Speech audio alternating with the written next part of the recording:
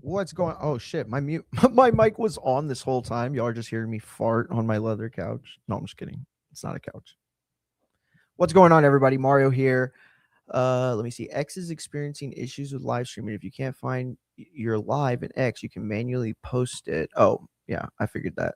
Um, anyway, appreciate everybody joining me live on this Monday, February 16th, 2026. We're going to do the Raw watch along. And then, yeah, we got some stuff planned post show. Got to go to my parents. We're going to take off my tint on my car because I'm going to get some new tint. It's been like filming up and stuff. So hopefully somebody out there that knows what to do with that stuff can stay on and help us at that point. But if not, I'm sure YouTube's got plenty of videos. But yeah, we're going to talk a little bit of Barrios-Garcia later tonight as well. Do some WWE 2K25 gaming on Twitch only. So make sure you go to Twitch, subscribe there if you're interested in joining that convo. But yeah, we'll stay on YouTube as long as I can. If you know anything about what happened last or a couple weeks ago, then you know that I got. YouTube, somebody from WWE, I think, just fucking hates me. Either that or they don't know me at all and they're just attacking anyone who's small enough to be attacked. But I got last week, and so I got to make sure that I'm being extra careful. Which means that at some point I'm just gonna hop off of YouTube. So if you are on YouTube, do me a favor, go to like Twitch or X or IG. Oh, IG. Um, Twitch or X or IG. I'll even jump on TikTok here in just a bit. But yeah, we're gonna watch Raw live tonight. And yeah, so it already started. Let's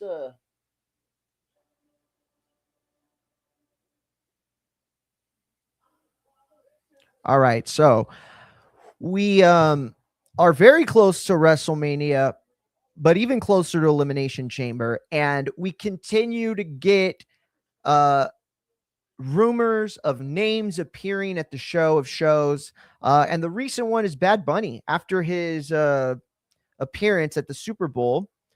Shout out to Bad Bunny. The rumors started flying that WWE were going to bring him in. After that Travis Scott thing, it felt like WWE was probably going to stay away from celebrity wrestlers for a little bit. I think it's fair at this point to say Logan Paul is not a celebrity wrestler. This guy is working every week. He's gotten good and he continues to get better in practice. I respect that, especially because like you could see his brother um isn't that in boxing, you know what I mean, and never was. And so it's like, I don't know, it's difficult to like hold the two in separate, but you have to because Logan Paul is actually a good wrestler. But they're saying Logan Paul, Bad Bunny, and I don't know if this is true. It doesn't feel true, I can tell you that. But some people that I really trust online, some people that have gotten a lot of stuff right, whether people know it or not, have been speculating that this is internal conversations, and that can be true until somebody comes along and says, dude, that's really explosive.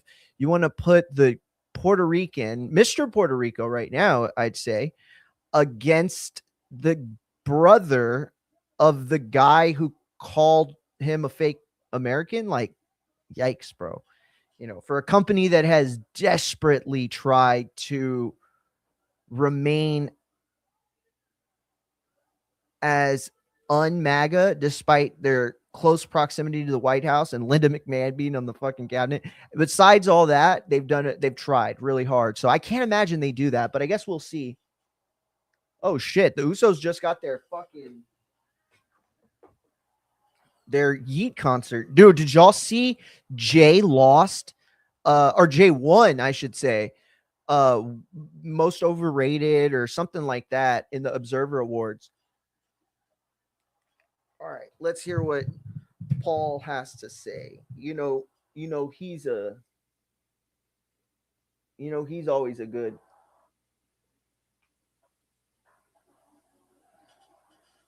Me oos.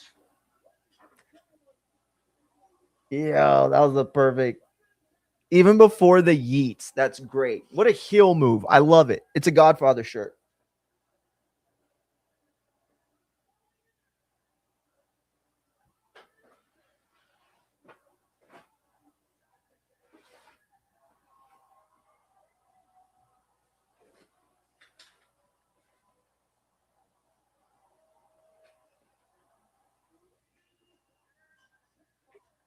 Ladies and gentlemen,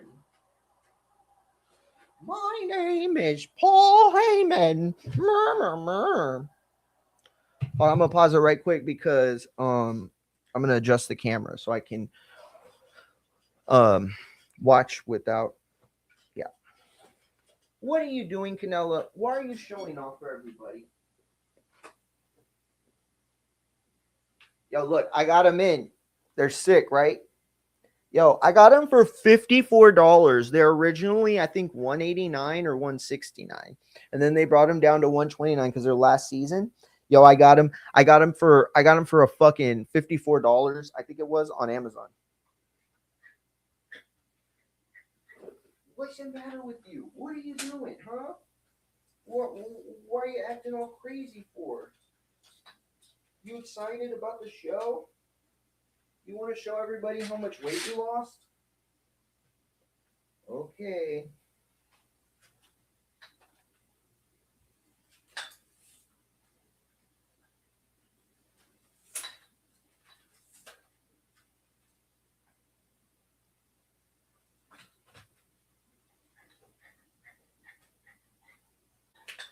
Canella, settle down. You're being a weirdo.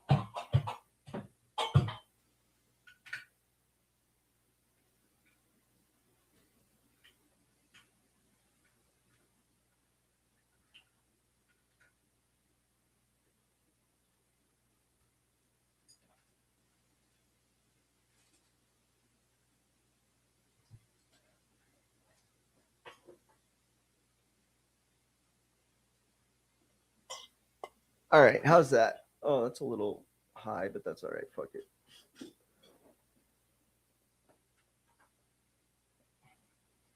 That better? Yeah, that's good enough. Fuck it. All right, let's get the show on the road. All right, Paul Heyman is out with Paul, Logan, Logan Paul, Bronson Reed, and Austin Theory, and this really is starting to feel like the mid card fucking gang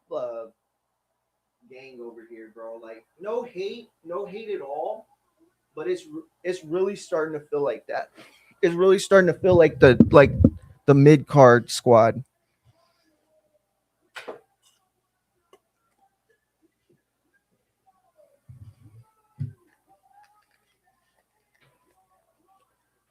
Oh, I didn't know that. Did y'all know that Logan Paul just sold his what was it, like a Charizard or some shit? I don't even fucking know. For $16 million, and he bragging about that come up.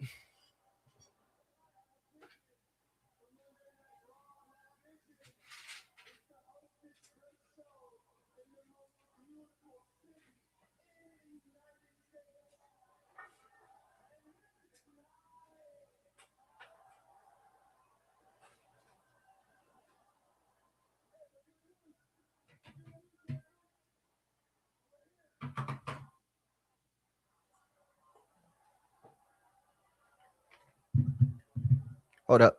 I'm gonna mute so YouTube doesn't fucking kill me.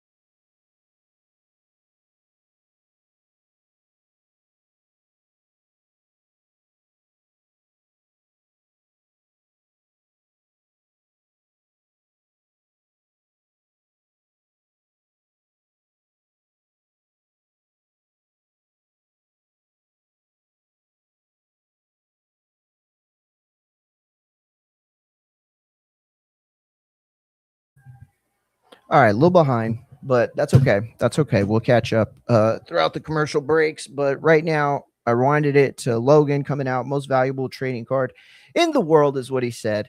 $16 million is what he says he made for it. No way of telling whether that's, total or all in or profit. I'd assume it would be profit, but who knows how much he paid for that shit. Bro, why he all sweaty already?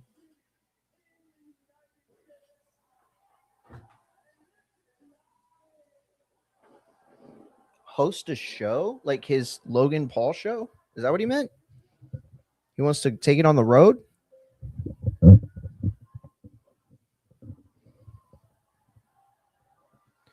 This feels like he's going out of his way to be extra obnoxious. I wonder if this is like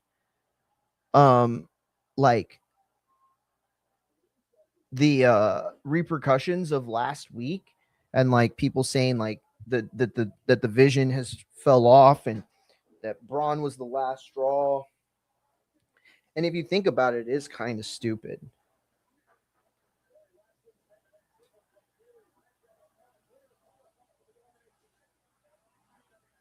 Okay, so they're running the masked man. He hit the super kick stomp.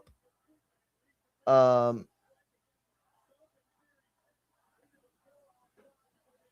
Now Logan Paul chased him off, and they're saying that that's an indication that Logan Paul's not the masked guy. But I actually think it could be a red herring. I think that's exactly why it could be Logan Paul. Like he's gonna be able to like, oh, I chased him off first. Oh, blah blah, and it throws you off before they unveil it. There were some people that speculated it could have been Jake Paul. That was the masked man, but they might not go that route anymore now that he is. Look at the two dudes dressed as the green shirt guy. That is hilarious. A father and son are cosplaying as the fucking green shirt guy. That's hilarious. The little kid's got a beard. It's hilarious.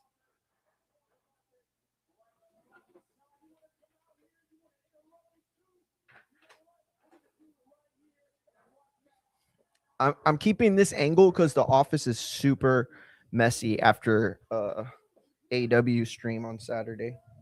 Appreciate everybody that tapped in, by the way. It was like, I think 238 of y'all. So appreciate it.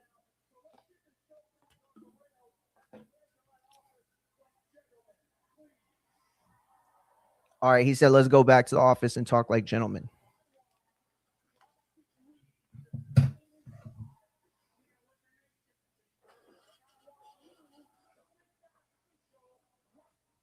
So Paul just demanded that Pierce. Whoa. So Paul demanded Reed be placed in the chamber, not qualify, and that supposedly Paul's been making calls again to go over his head. Yo, just stop talking about it if you're not going to do anything. If you have no plan, you're giving something that's like bullshit.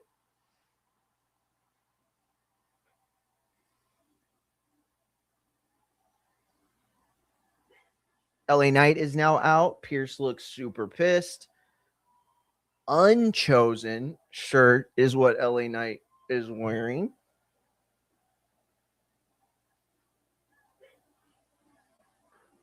I want to get a shot of that unchosen shirt.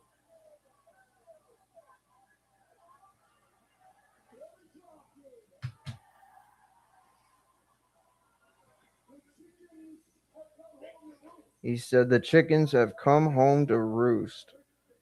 Whatever that means.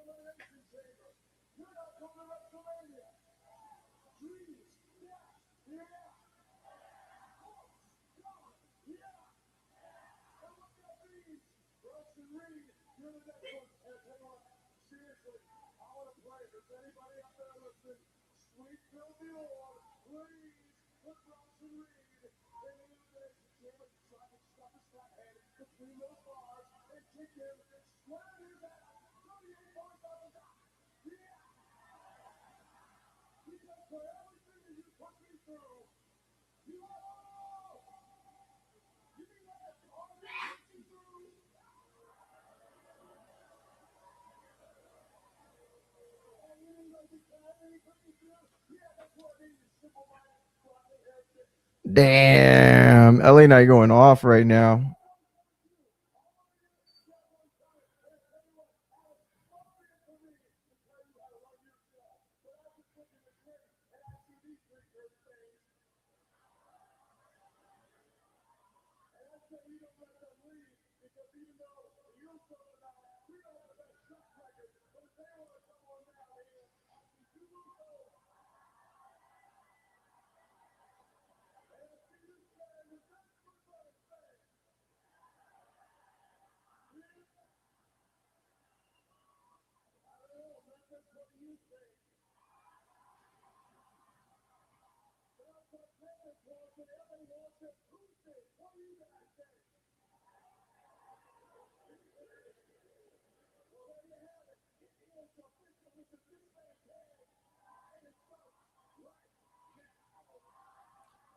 Yo, they keep doing these 6-man tag house shows like anybody gives a shit.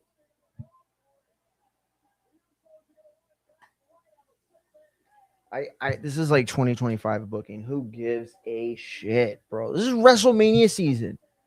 This is how they're starting WrestleMania. This is a show that's meant to be getting people excited for WrestleMania.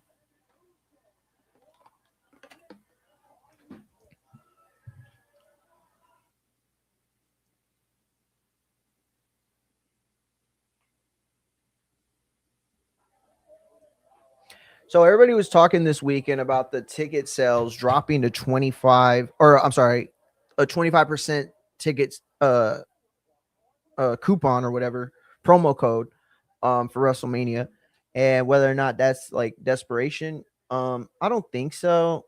Not yet, at least. Anyway, look, I shout out to Matt Machine Gun. I was on his show earlier. Go to Talking About Sports Radio on YouTube. Follow him. Twitch. Follow him. But I was on there. We were talking about it and like what it means, and like I don't understand enough about the macroeconomics of like like industry, specifically entertainment, and how it functions. They're like super complex things, right? Like you don't get to this level of economics and industry with and it be simple or like black and white, right?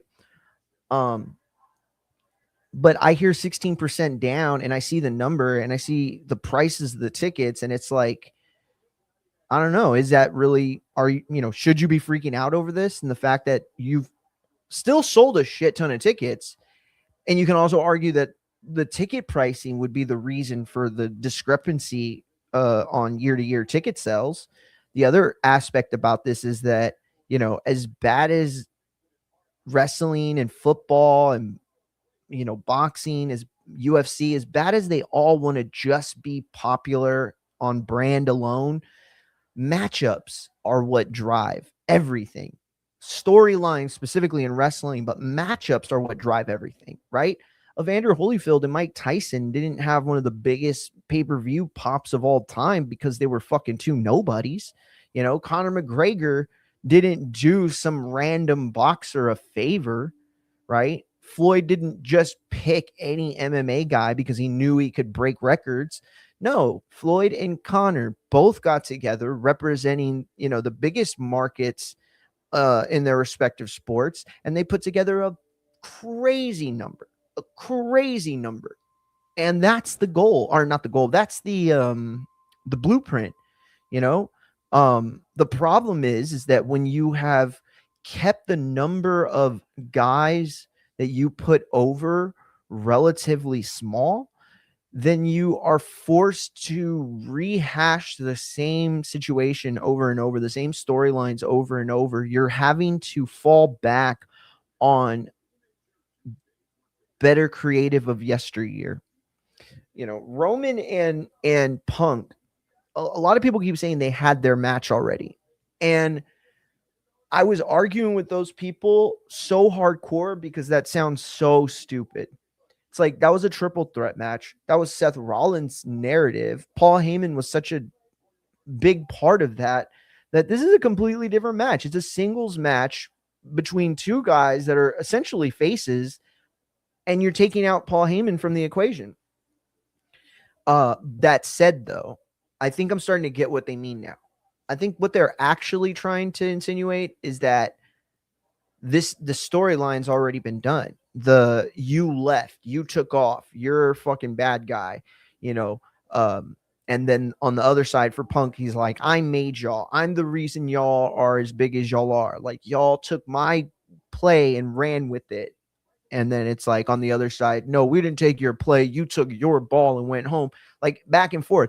That's what they really mean. That we've seen this movie before. Not necessarily it's the same match, the same storyline, same narrative. I'm sorry, not the same storyline, but narratively speaking, thematically speaking, all these things rely on the same presentation, innuendos, and nostalgia that it did the first time around. And you can make an argument that without Seth, it's not as big or not as exciting. I don't think that's the case. I think it's just differently exciting. Like that was about Seth, not necessarily about either Roman or Punk more. In this one, it's about both of them. Like whoever wins has to be considered like the guy in WWE.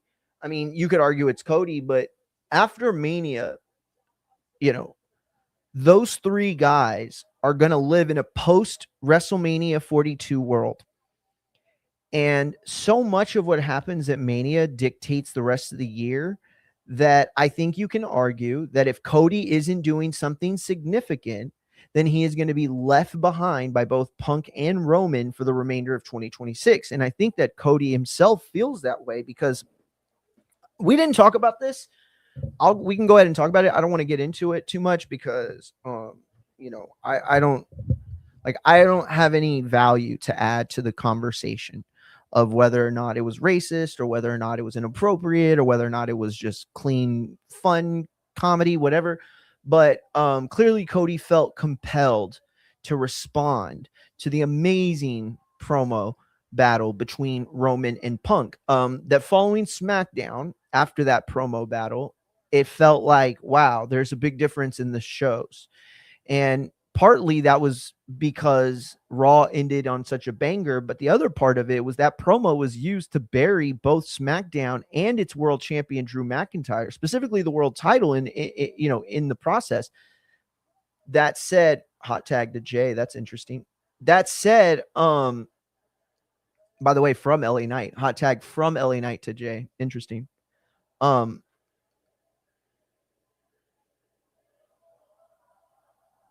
Oh, Jay did the suck it.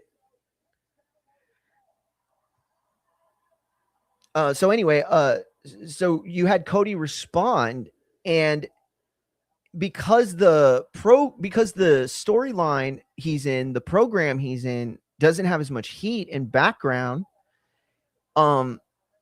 he felt the need to unleash the Raheem line. You know, he said it's going to be a you-know-what contest, and obviously meant a dick measuring contest, which is part of what, which was part of the narrative on Monday with Roman and Punk. So he said, oh, it's going to be a, you-know-what measuring contest, and they don't call me Raheem for nothing. Obviously, that's playing into specific tropes. There's a lot that goes behind that comment. I mean, not a lot, but there's history behind it, I should say. And again, I'm not going to say whether it was right or wrong. I don't even know if I don't feel like a person that should or could make that distinction. I mean, I have my opinions, obviously, but those aren't, what are they worth? Like, anybody can have an opinion. Like, how much do you understand about the situation and about what was said and about how people felt? I don't think I can speak to that. But what I can say is that Cody seemed desperate enough to unload something that I think he fully knew would hit um social media in a way that it did. And so, you take the good with the bad. How much good did you think you were doing? How much bad were you aware that you were going to do? Like, all those are side questions to the fact that Cody felt that it was necessary for him to respond to a promo battle that wasn't about him, and also didn't bury him in the process. Like, they buried Drew and the champion. Like, that had nothing to do with Cody. And yet he's saying, you're glad I'm not involved, because if it was a demeasuring contest, this is my nickname from football. Oh, damn. Reed a little stiff on that elbow drop.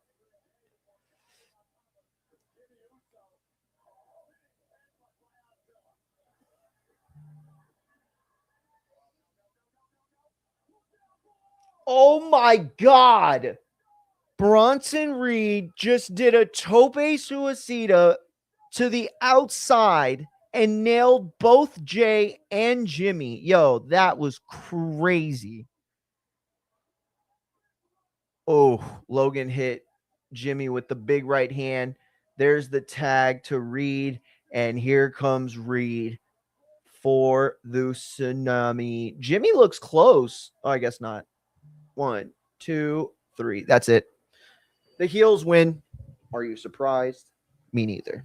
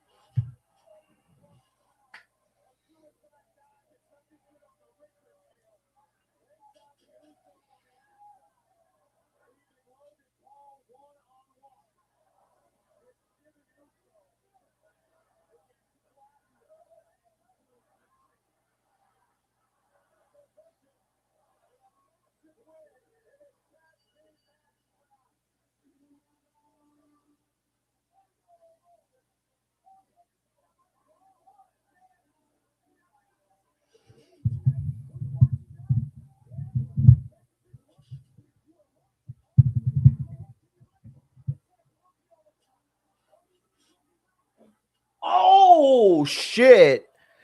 Seth Rollins, I mean the mask guy, just curb stomped Logan. Logan grabbed the headset off of Michael Cole, and he was talking shit on commentary, and then the mask guy came out of nowhere and hit him with the curb stomp on top of the commentary table.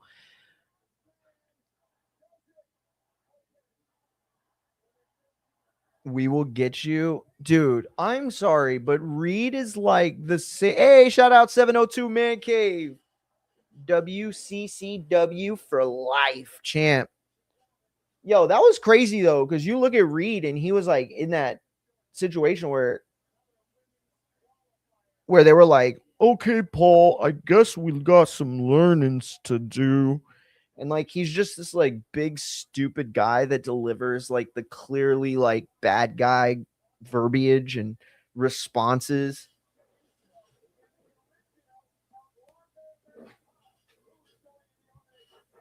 Yo, this is crazy.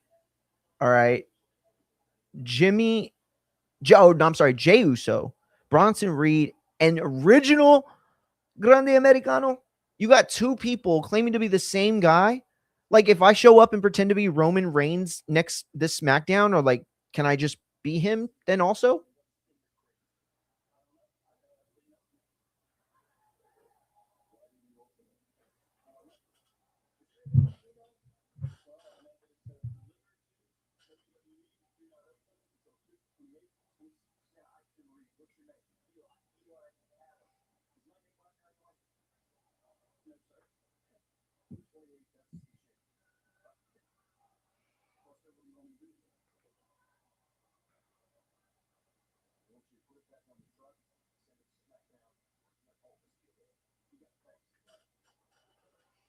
Wow. Interesting. So there's a crate. Hold up.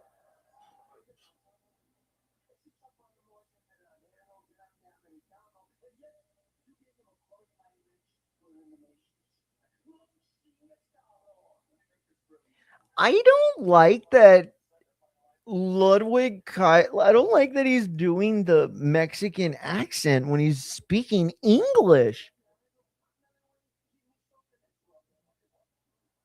That sounds weird. He does the Spanish so well. I guess we'll give him the pass, but like it's fucked up, right? Like if you don't speak Spanish, you're a different nationality, and you're like, "Donde estás?" And it's like, "Oh wow, you know Spanish." It's like, "Where the local burritos? I want some chalupa." It's like, damn, dog, for real? You gonna go up to Zawa next and be like, "Oh, I want slavery." That was from Bad Friends.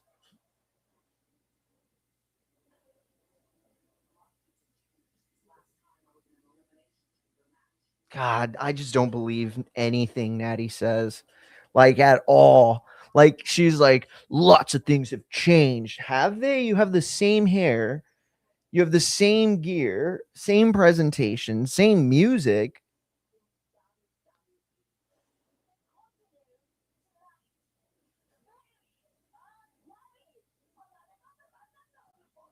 Yo, I can't. This is crazy, bro. This is crazy. I'm gonna get a lighter right quick.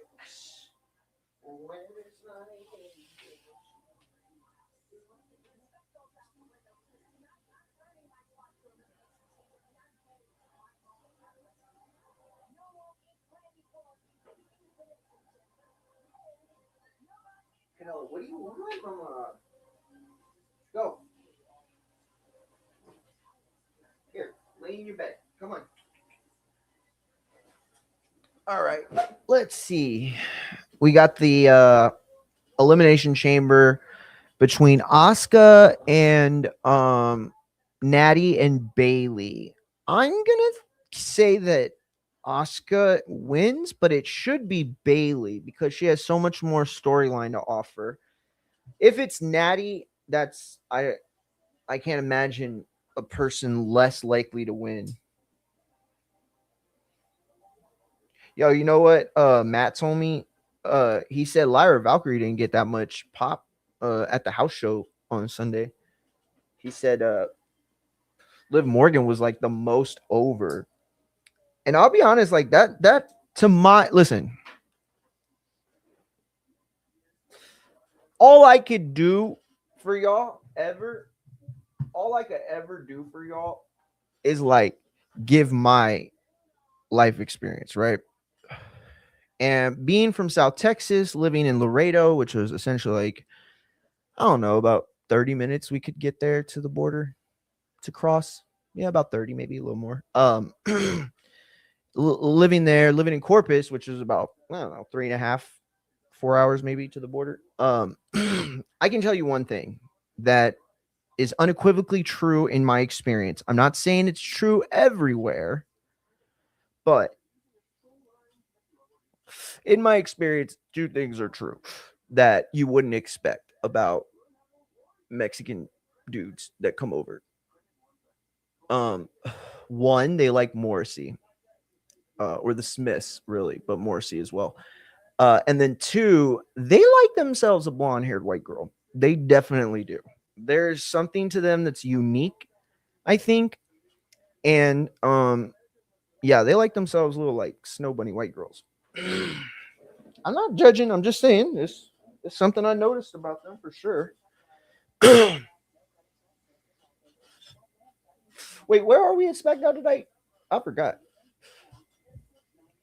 Why do y'all you keep saying that? It's a fucking Godfather shirt. Dude, I wish I could just show your comments.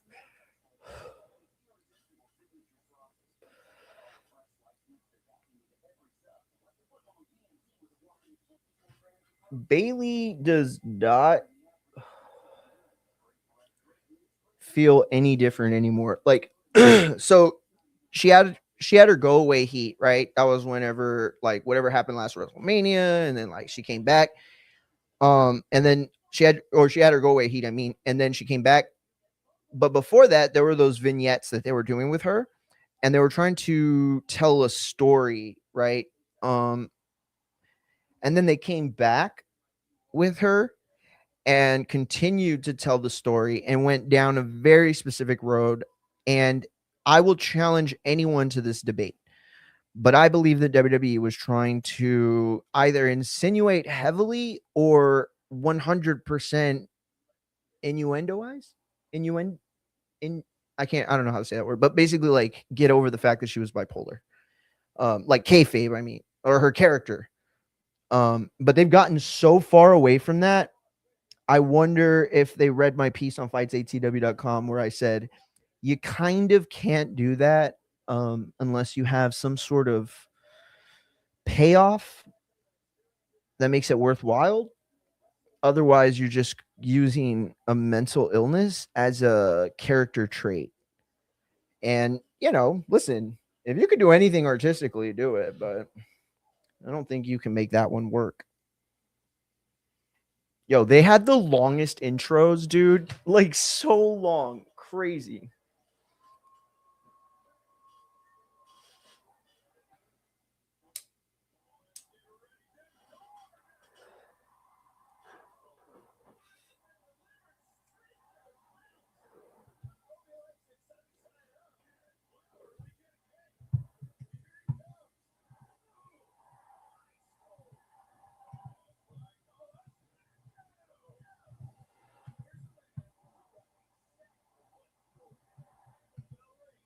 Yeah, I appreciate it.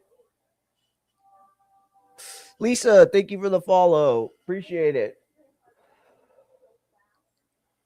I go live on TikTok almost every day. I didn't last week, except for twice, but I go almost every day. I'd say for at least 30 minutes, sometimes an hour. But the TikTok's a little different because there's only certain topics you can really go live on to expect engagement. Um, Boxing isn't really one of them. MMA, it's hard to curate your audience on TikTok when it comes to UFC or MMA. A lot of like pro white nationalist types and shit like that will infiltrate. Uh, but wrestling is like much easier to navigate. I was telling Matt on his show, I did a show before jumping on live, and we were talking about AEW, and we were talking about the show this week. It was a very, very good show. The fuck ice chants, um, definitely I think put a spotlight on the show. Um, but I think it was a bit marred by Dave Meltzer's incorrect report. Let's just say that. I mean, it was incorrect, absolutely, but more than that, it was um, not well retracted, I guess I should say. And so, I thought that the AW show was really good. Um, it wasn't like super great, but it was really good. And more important than that, it's on this trend that AEW's been on, putting together quality matches, quality shows. The storytelling's gotten so much better, in my opinion. Mm, there's still aspects that are frustrating, sure, but I think that's true at every company and everything you watch, right? Like who exists out here that you're just like all in, they do everything well. Like I think that's like an unfair sort of grandiose idea of celebrities. But anyway, they had that CNN covered it. They did this piece like on Saturday, like right before us, but like CNN's obviously like, HBO Max and like all that stuff's connected, you know what I mean? So but it's interesting though. It is because the piece that CNN wrote, I think I saved it. Maybe we'll read it later. They were saying how wrestling is like entrenched in like racist tropes of the past. Like, okay, so like wrestling that existed before TV, right? It was thought to be um like a white culture thing in the South, right? So like black wrestlers would go to wrestle, they'd be called the N-word, they'd be like spit at, thrown shit at, right? And they would like play into the heel stuff. Um, I'm not saying wrestling's inherently racist. What I'm saying is that for a lot of people, that is their experience, or that's their feeling or whatever. Um, and so this idea that AEW is like this progressive company, or whatever they were trying to paint, it doesn't seem to be the marketing standpoint that they're like wanting to, like they just want to be the wrestling company.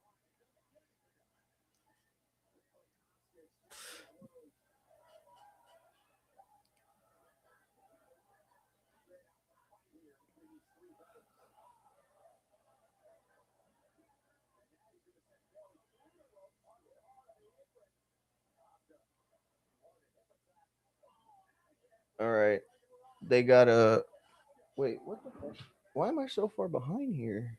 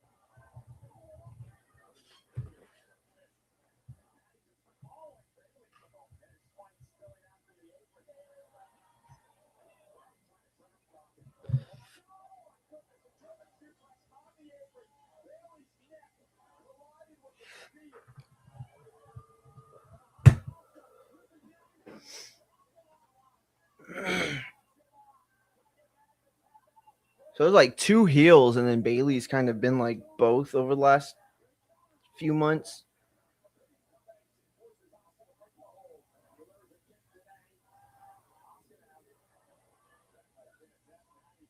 Yo, that was real sloppy.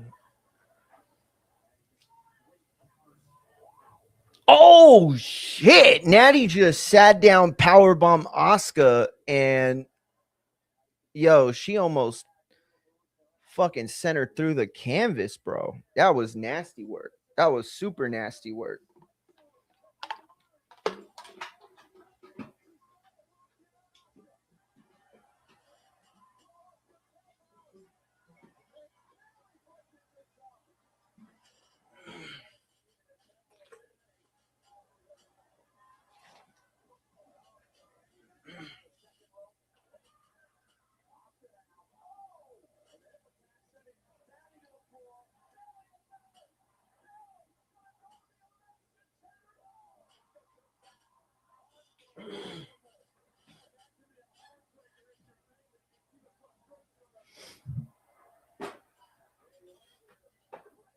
So Bailey's definitely not winning now.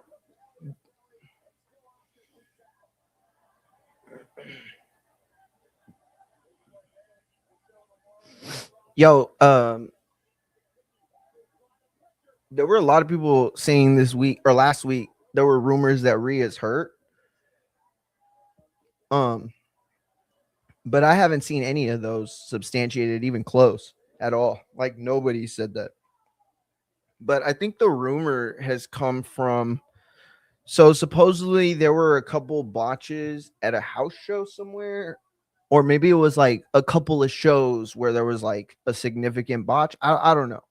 But it was that plus last week on Raw, she didn't have the best Oscar one. They didn't have the best. What was that? Was that a submission or a pinfall?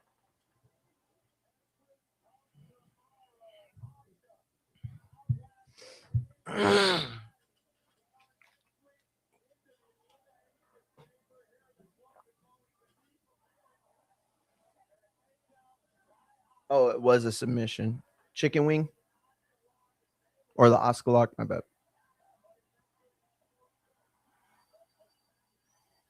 It's gonna be interesting to see who they put over on the men's qualifier.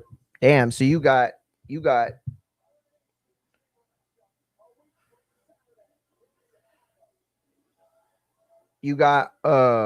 four.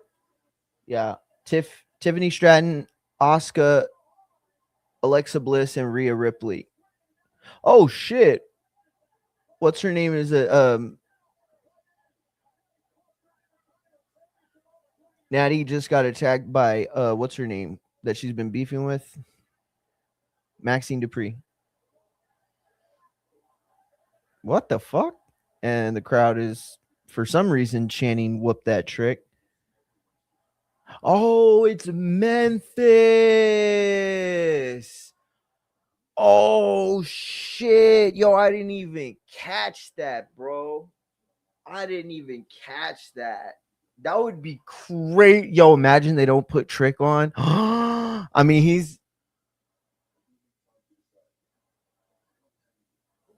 they trying to sign Obafemi. Pierce gave Oba a contract. Yo, Rusev wearing denim?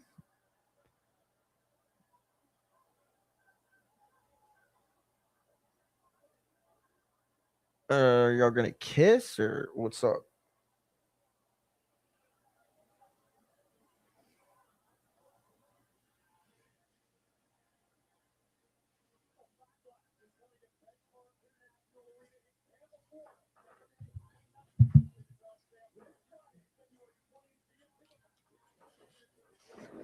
Backlash looks awfully like the SmackDown shit. Oh, you know what? I'm gonna jump off of YouTube. 702, are you still on? I'm gonna jump off. No, you know what? I'll stay for a little bit because we're gonna do 2K25 on Twitch. In X, but YouTube IG I gotta jump off, so or else it'll slow it down. Okay, yeah, I'll chill. I'll chill. Hey, young Tigre in the building. Yo, my guy, big dog, champ. Appreciate you, homie. Appreciate you tapped in. Young Tigre, bro. It's been a minute. It's been a minute. Um, appreciate you tapped in. Man Cave, where is 702? What is that? Where are you from?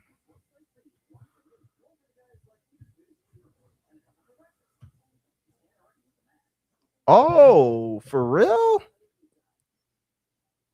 Yo, so you you're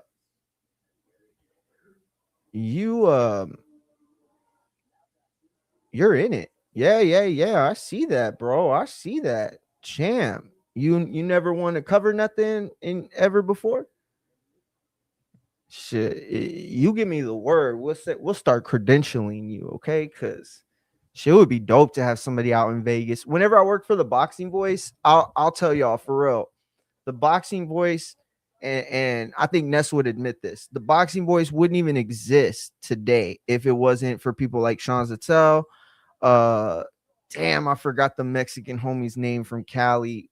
Fernando Fern. If it wasn't for Fern, if it wasn't for Sean, if it wasn't for man, I'm forgetting a bunch of people, I promise. But yeah, that Vegas at that time I meant, right? Like now, obviously TBV is big enough. They don't need nobody anywhere. I mean anybody specific. Oh shit, Oak Cliff. That's what's up, dude. Hell yeah. That's what's up, bro. We played Oak Cliff several times in baseball. They beat the shit out of us. Well, it wasn't really several times. It was once junior year and then once senior year. But we played them twice in a big Texas tournament that was in either San Antonio or Austin. I can't remember. But that's what's up, dude. Hell yeah. Bro, I'm not trying to count nobody's pockets 702, but I'm not at all. But you live in two expensive ass places, champ. So a special guest this Wednesday. What you mean, champ? Let me know.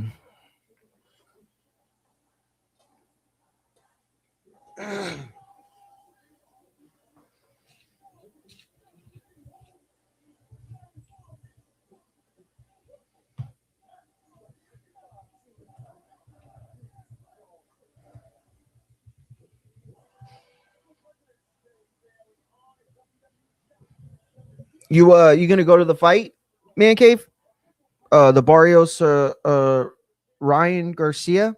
Yo, by the way, how do you feel or I mean I'm not trying to ask, oh, you live in Vegas so you could speak for everybody. Nothing like that, but like maybe you've talked to enough people or your community, is versatile enough that you have a good idea of this. But what do people think about WWE making WrestleMania unavailable to watch at all of the local bars, casinos, and restaurants in an effort to attract more ticket sales to the actual arena?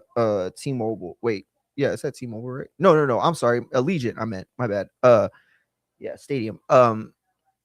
Yeah, I think that's nasty work, bro. Especially after we've gotten the reports that Vegas is, dipped in tourism and the employment rates hasn't been great, and so it's a lot.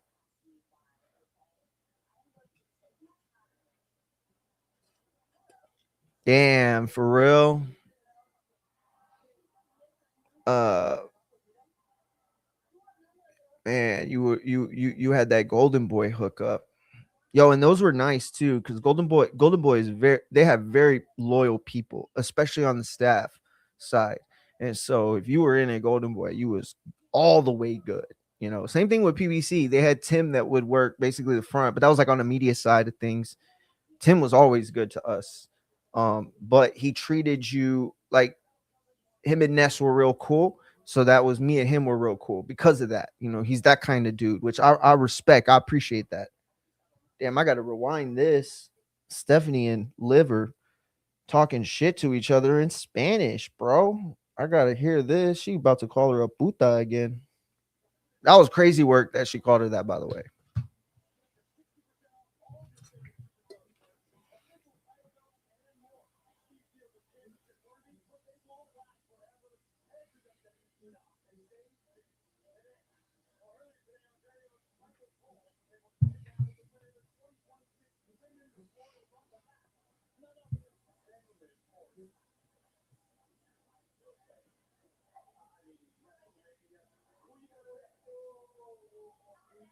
Why was Michael Cole doing his best, like, channel host? I'm so excited. Who are you going to pick? That was like him saying, like, I'm so excited. Who are you going to wear?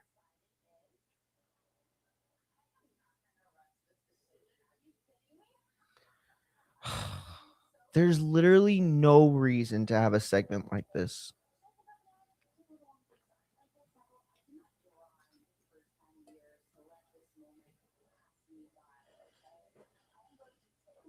It's weird though because Liv has had the big match before, so it doesn't have the same like Cody feel or like when Rhea got her shot. Yo, Stephanie bitching her. Oh,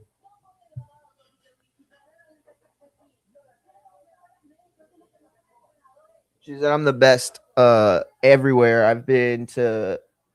I was the best in Mexico. I was the best somewhere else.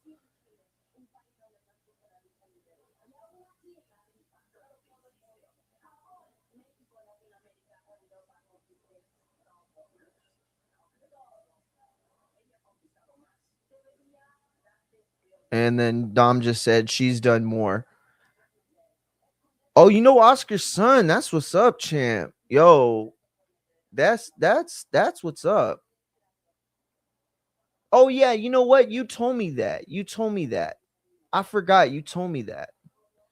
I remember you told me that. Oh yeah, you know what? I don't want to say my bad. I don't want to say um yeah, I don't want to talk about the rest of that because that's something we haven't talked about on air before. So yeah, enough said, champ. Enough said. Real talk.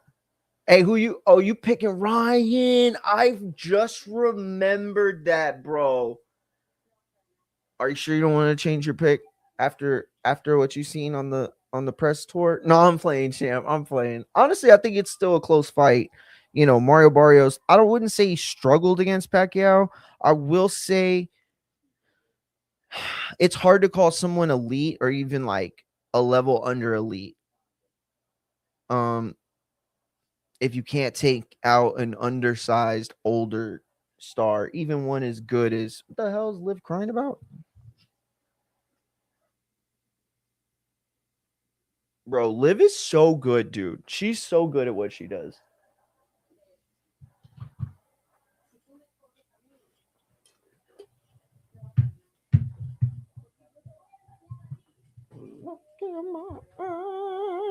What do you see? She said, I'm gonna show you what a world champion looks like, and then something else I couldn't hear. Oh, she said you should be embarrassed. I Liv is crying. This doesn't. What sense does this make? She got her feelings hurt. Here's the thing. I know that y'all are going to be like so annoyed with what I have to say about this. I know you are, but I have to say this. Like, I'm not a person who's like, oh, like men and women are like completely the same. Like, no, obviously there are major differences. There are benefits to being a woman, there are benefits to being a man. That said, um, when you promote the separation between man and woman, like it doesn't, you got to use it to your advantage. I guess the point I'm making is this: like, if Roman Reigns, he was the one who won the men's rumble this year, right? Like, if like, would you have booked him to have a sit down interview with Michael Cole in which Drew McIntyre walks in and then says something relatively true and not super mean, and then Roman starts crying? Like, you wouldn't book it the same way, right? You wouldn't book Roman to just break into tears and look like the softest motherfucker on earth. Like, you wouldn't do that, right? You need some level of badassery to accompany a person's brand if they make their living off of being physical with another person. I don't know. I'm not trying to make it sound the way it probably sounds. Like, you shouldn't be mean to women. I'm not saying that. I'm saying from a storyline standpoint, seeing a challenger cry because she got her feelings hurt when her job is promos and taking promos, make it make sense. I think that's all I'm trying to say is make it make sense. Why would Liv cry? In the same way why would Roman cry? They've had people say fucked up, dude. Their wrestlers have called Liv like, you know, the word before. You know what I'm saying? Like, and it's like, bro, I'm saying I I, I don't know. All I'm saying is I don't know. That's all I'm saying.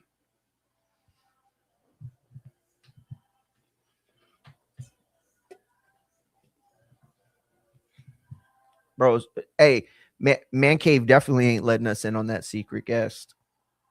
By the way, you should go and follow at 702 Man Cave. Um, yeah, my bad, champ. I'll be honest, I forgot that it was that you did the show out of Vegas. I mean, I'll never forget your backdrop. It's, hey, you know what? It's worth just following 702 Man Cave on YouTube just to see his fucking man cave, dude. It's like it's like a boxing um damn, what's that place that keeps all the stuff ever? And like in America, it's in America, and fuck, it's like the place. It's like a museum, and they keep like all the craziest shit there that's ever been like invented. And like people say there's like crazy shit that they have. Um, Smithsonian. There it is. I was trying to think of it. Man Cave has like a small boxing Smithsonian. Oh, is it Slugged Out Sports? My bad. Yes, my bad. Slugged Out Sports on YouTube. But I mean, I guess if they go to Man Cave anyway, they'll find it, right? I mean, I'm sure you got your shit up on your personal socials.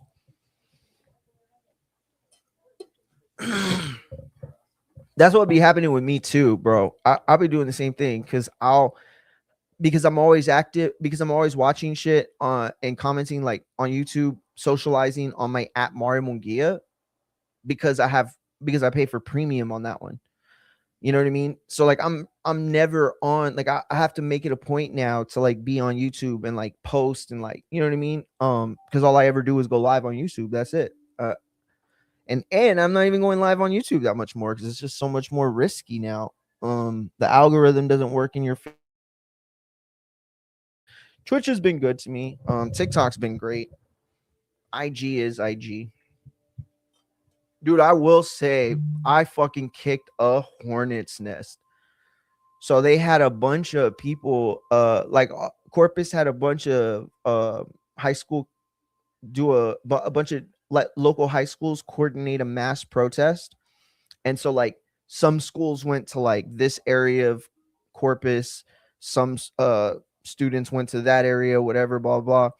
Ended up being super controversial. Fucking grown ass adult men and women get like pulling over into parking lots just to get out of their car and yell at these kids. So I'm seeing like days of this shit, and I'm like, bro, here's the thing, right? Let's just put the political issue to the side. Like, grown man time. Are you being one right now? Like, that's the question I would rather ask. But that aside, it was like everybody that I knew in high school that like said crazy shit, like talking shit about these kids. And it's like, bro, I don't think y'all should be talking about kids and what they be doing. I'm just saying. Yo, but they started talking so much. Yo, they were like talking about all my wrestling takes. They didn't even care.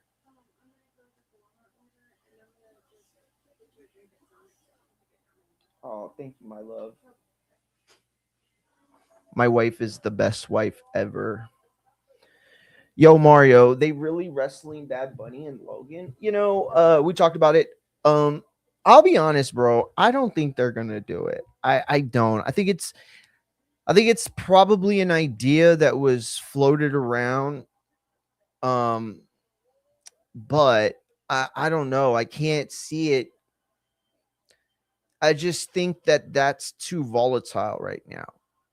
With what Jake said, and even though Logan like disassociated himself from it, um, it has so much innuendo behind it. It has so much. It's so heavy. It's so weighted. It's very very weighted.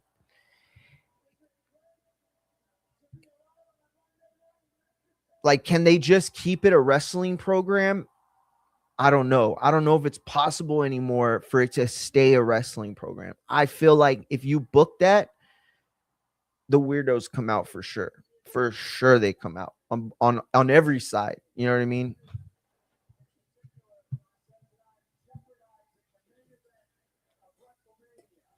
Yeah, this is probably the worst thing happening in wrestling right now in WWE, and also simultaneously the best thing. So Machine Gun Matt said that Finn Balor got like a super over face pop from the crowd over there in Texas, and he said that he came out in his old music, like they pushed him, and he fought Javon Evans and pinned him.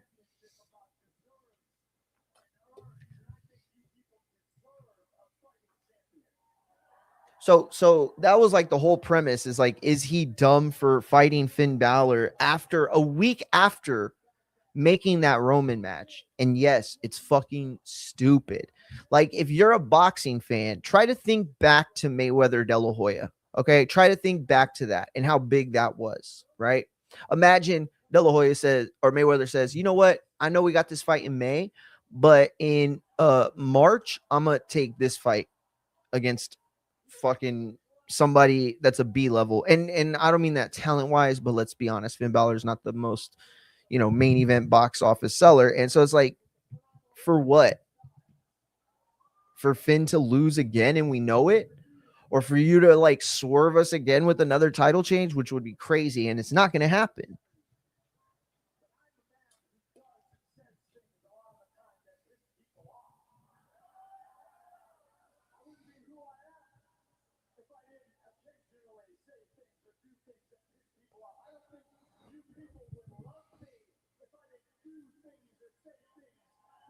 Yo, that's a weird statement. He said, I don't think y'all would love me if I didn't say things that piss people off. All right. Uh,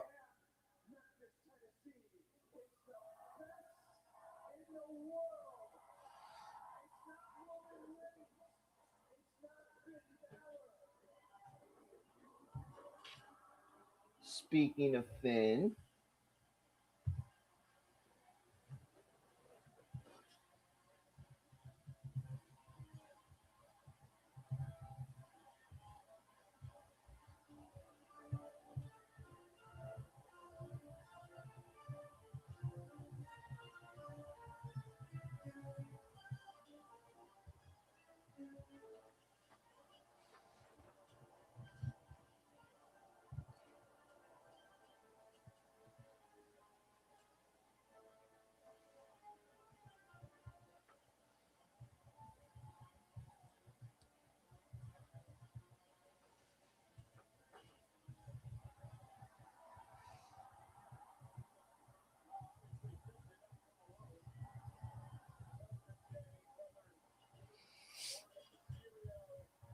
um,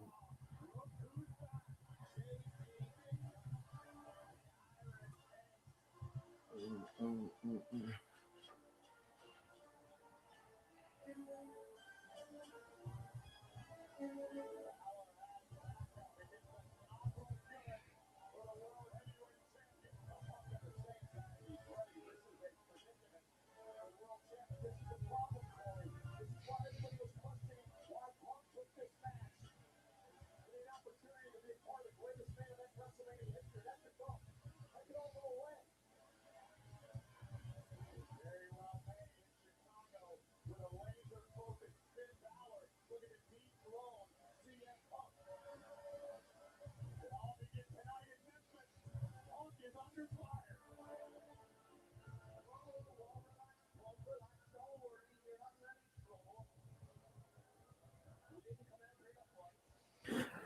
so Finn is surrounding the ring with Dom and a returning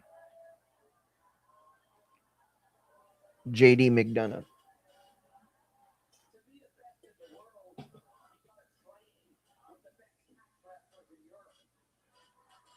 Mm. So Punk is holding the mic like it's like a weapon, but he's got it upside down. And I can't tell if he's a moron and he's going to use the soft side that's cushioned on the head, or if he's a psycho and is going to use the end of it to like jam it in his fucking head. Either way, it's a weird vibe. But those are sick ass fucking J's that Punk's got on. That must be like a color that only recently came out because I don't recognize them. I don't follow shoes like I used to, but yo, Finn did the Chicago accent. Oh shit. Yo, hearing what is he? Scottish? No, he's Irish, right? Let me see.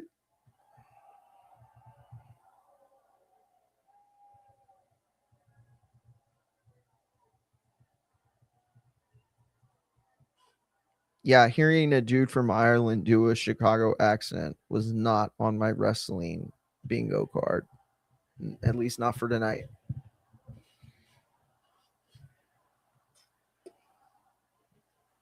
They loving them some CM Punkers. Two qualifiers in each the men and women's division.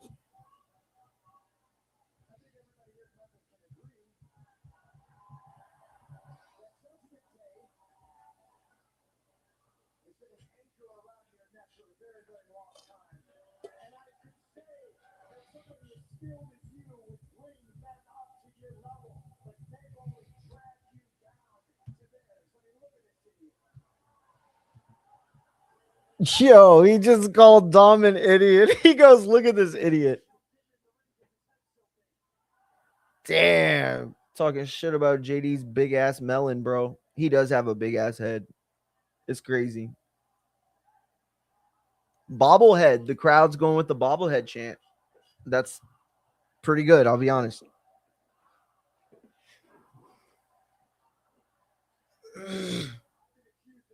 Yo, JD looked at Dom and Dom goes, it's not true. And JD goes, don't you laugh. Don't laugh. Dude, don't do it. I don't read lips great, but I can tell you he said that.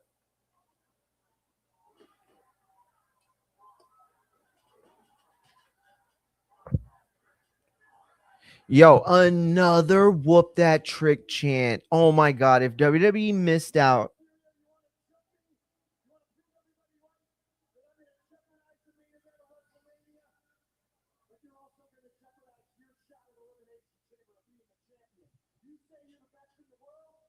Prove it. Oof.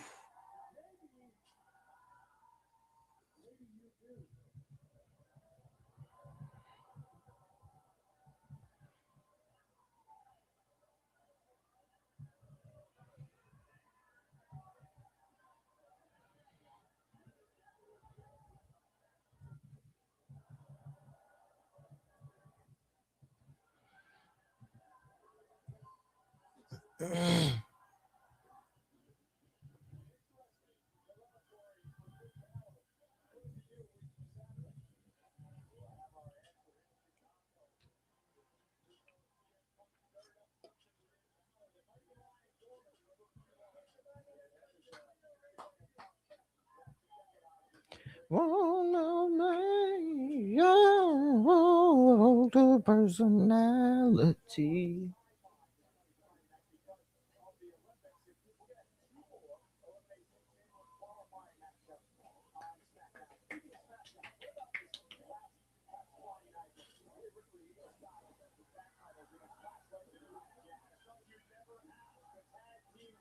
I don't think Lash Legend is benefiting from her Nia Jax position. Why are they? Oh, I forgot about that. Yo, Io dive onto Nia Jax with the table so far back. That was scary.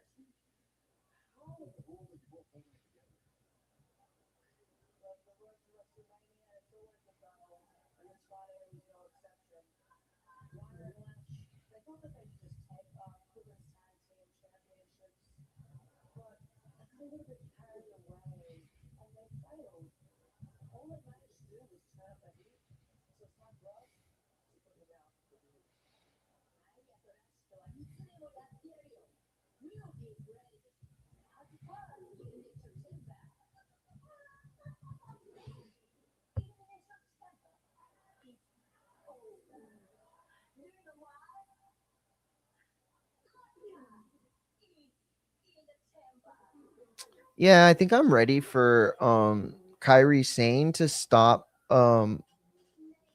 sucking off Oscar. She's so good. Why would she why is she in this position? Does anybody know?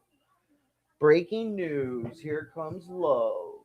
Lono Boxing says Dom is turning on Liv at Mania for that Spanish chicken and they will form a Latin heel faction? No. No, dude. They're not going to turn Liv. I mean, they're not going to turn Dom on Liv, dude. Like, how would that even work? Dude, what if they did and he's just like, boom, fucking gives her a right hand? That would be crazy. Sell it low. Tell me how that happens, champ. Because, first of all, it's like, here's the thing. I could see him helping someone else. I guess Stephanie, I don't know, man. I feel like him and Stephanie's vibe is like so different. You know what I mean?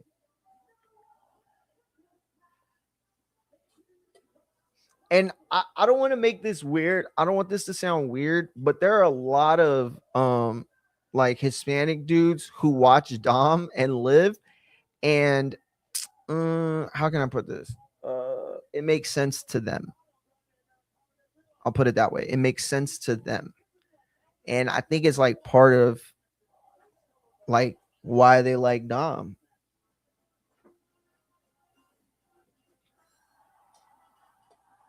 Although, you know what I would like though, Lo? You've been on point for a long time, Lo. You've been on point for a long time. Nobody's questioning that. Um Liv's turning face. Wait, are you saying this based on the recent like bookings? Or are you saying that because she just started crying at the end of that promo battle? That backstage interview with Michael Cole promo battle, and she burst into tears. I don't know, champ. It doesn't feel super face. It also doesn't feel super strong either. It's like I had said, like you wouldn't have Roman start crying at the end of a promo battle with Punk or Drew. Shout out to the champ himself in the building.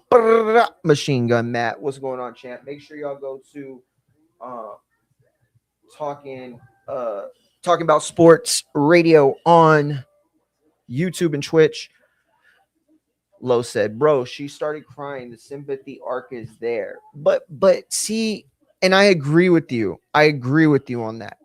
It is very weird that they did that, and claiming Liv is going to turn face supports that notion. Or let me put it this way. It better supports that than anything else, right?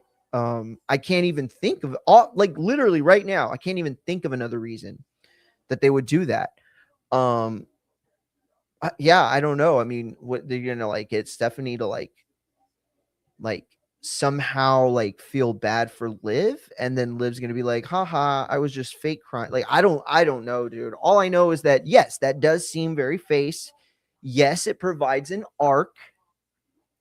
And it is interesting. I'm not saying it's not interesting. I just don't think that they see Liv's work right now and think face at all. I think they look at them and they say, this is working. And you know it's working because Dom and Liv haven't really done shit. And that's not, I'm not criticizing the creative because obviously Liv just came back not that long ago. But,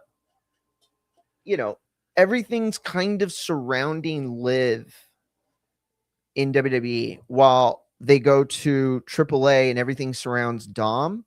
But like, I mean, Dom hasn't. When's the last time this dude's defended his IC title? I can't even remember. Cody will also reclaim the belt at Mania and turn heel. Yo, Low, come on, dog. Don't be shooting those crazy half court shots and you're messing up your all you're doing is messing up your your shooting percentage. That's all you're doing. You're taking your field goal percentage and you're knocking it down by attempting one armed half court hook shots. Matt said, "Lo, you talking about Stephanie or Roxanne?" I think he's talking about Stephanie. Yeah, Roxanne makes sense, but I rather Lo said Stephanie, but I rather Roxanne. I would definitely like to see Roxanne break away from the live stuff. I've appreciated the Big Mama Cool as much as I think I will. Yo, Lo said, in boxing, my prediction been garbage lately. LOL. Yo, you and me both, champ. All right, you and me both. It started with Sandoval, and I've been on a run of getting almost one fight, or actually one fight wrong on average every week since. Yo, Lo said his crushes are Liv, Roxanne, and Io Sky. Yo, I love Io Sky. I absolutely love her. But my crushes right now, my biggest one is Lyra Valkyrie. Rhea. I can't. I love Rhea, and I feel like I can't like do it out loud like the way I would for like Canelo or Roman or anyone else in the women's roster. Rhea is simp for so hard online that I feel like the cringe from all the people that simp on her, both men and women, by the way. This is like Rhea has the most androgynous appeal. I don't know appeal. That's not what I meant to say. Like her like fandom of like the horny, I guess I'll call them, is very diverse between male and female. She revs a lot of engines. And I feel like if I bought a shirt, like a Rhea Ripley shirt and wore it like in public, I feel like everyone would look at me the way that like probably CEOs and billionaires are being looked at right now, in their normal everyday lives that have come out on the Epstein files. It's like Bill Smith, your boss of last 3 years. All of a sudden, he's in the Epstein files and he's walking down. He's got his head down all the time. And you're like, oof, there's Bill. Oof. Don't let him around your children. And then it's like if I do that, they'll look at me like that. Like, oof, there's a guy who definitely likes Rhea way more than he should. But I don't. It's not weird. That's the thing. None of that is weird, I promise. Nah, she looks good without makeup too. I just seen her Saturday. Yeah. Lyra did no, she did not have makeup. She wore makeup, champ. Don't even tell me she went makeupless at a house show. Don't even tell me that. And didn't come makeupless to mine. Rhea is pretty, but she is too masculine and looks too much on the gothic side for me. I think that's her appeal for a lot of guys. Like I remember, dude, when I was in high school, and maybe this is a situation that's only unique to me. Maybe y'all have never had this experience, or like this sounds crazy to you. Fine. But I will tell you that I played football, I played baseball, and being in the locker room of the most jockiest jocks in school, they would talk a lot about the goth chicks. They were very interested. And I think it was just because they were so much different than, like all the other girls that went out with football players were all the same, where I'm from at least. They wore American Eagle and fucking what's the other one? Not American Eagle, Hollister, like, and they listened to Texas country and fucking Randy Rogers and shit like that. Like they were all the same to them, I think. And it was like, oh, look, there's a goth chick. And it's like, what's that like? You know what I mean? Sort of thing. Again, maybe that was the very unique experience to me. But yeah. Oh, big double clothesline from Penta. Rhea has the top 3 hottest mouths along with Liv, Cargill, and Selena. Okay, Lo. All right. All right. All right. We appreciate the share, and I feel like we learned a lot about you. I'll be honest. I'm not gonna say that I've assessed enough mouths in the WWE to challenge your position. So I'm gonna give you that one, champ. I'm gonna give you that one. Rhea, the one thing about her too is I feel like you could like work out with her. Like if you've ever worked out with a girl, it's kind of hard because, like let's say you are squatting, right? Like the difference between women's squat, like where you're taking 45s off the bar. Like it's a workout. It's an extra workout to work out with a girl. But I feel like you go with Rhea and like you're the one that's going to have to take off the 45s when you go. You're like, "Oh, you're putting another quarter on? Okay, well, I'm gonna put a 10 on. I think that suffices." I feel like she would spot me better than most men. Most men don't spot bench very well at all. Men fall into two categories when it comes to spotting bench. The dudes that overreact and overcorrect, and the dudes that underreact and undercorrect. There's a perfect balance, right? I have a great bench because I have really short arms, and I've always had a developed chest since I was in seventh grade, sixth grade. Um, why did that sound like I said I had boobs in sixth and seventh grade? I started developing. I was wearing a training bra. I think I was like third grade. No, I'm just kidding. But thank you so much, my love. You're so sweet. Thank you.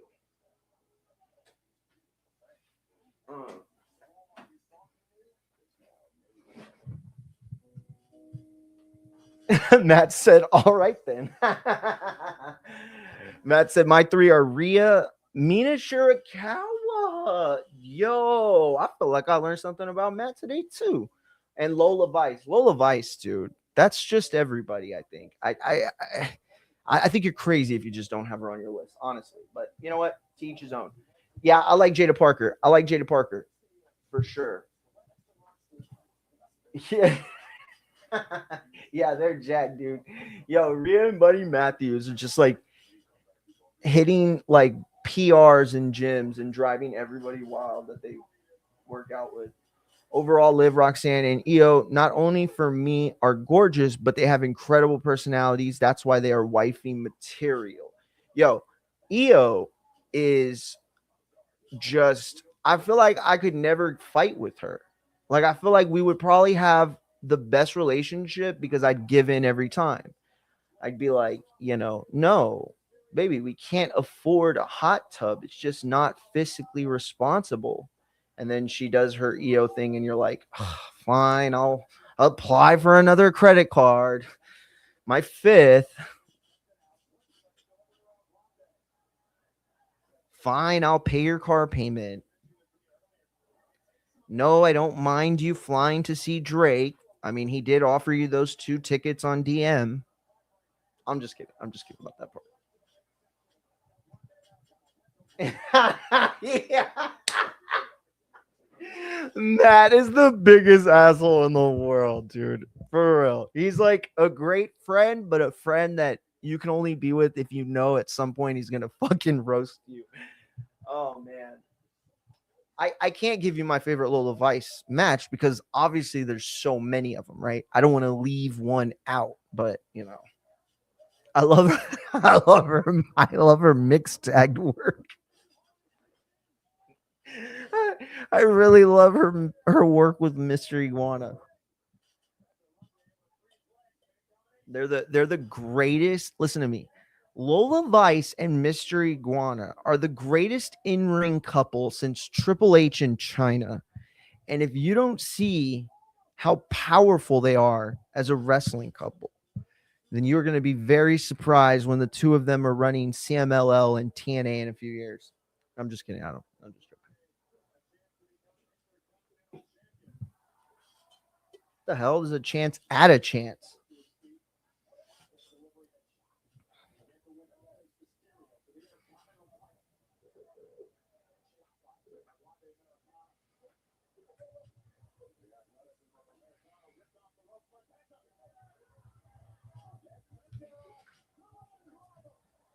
Penta driver. That should be it. No, he kicks out.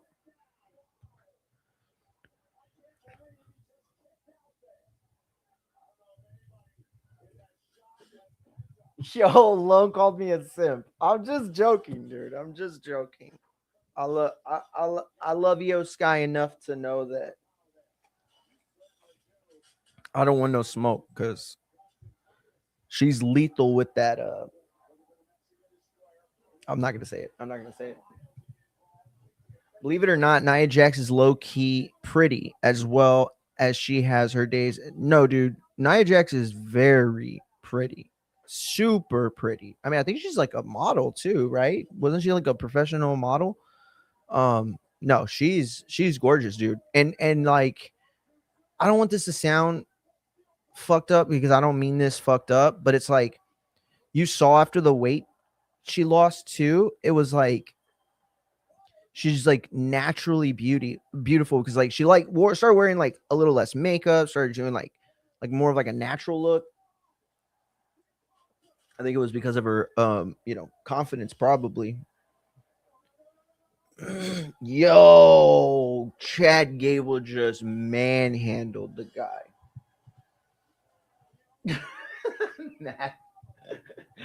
Hilarious.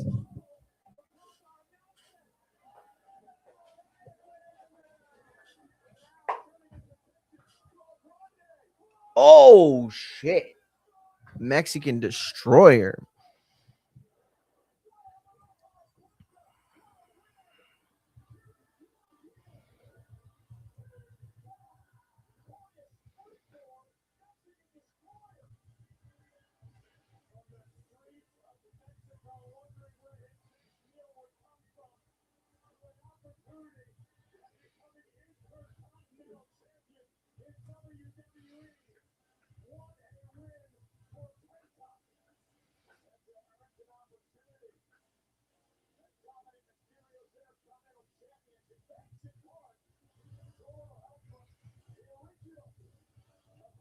Yo, El Grande's doing the two doink thing, like the which one's which?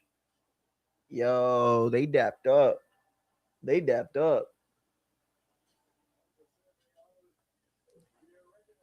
Oh, they putting hands on each other now. So there is a rumor that the WWE is slow playing this match between the El Grandes because they feel like it's a big money match. And so there are rumors that they will not fight until Mania, despite the fact that most programs in WWE, they first have they'll the TV program doesn't get to TV until it's ran through house shows, and storyline, and that there's like creative for it. Like Matt was talking about the house show this weekend that they went to and took the kids. Shout out to him and Supermex.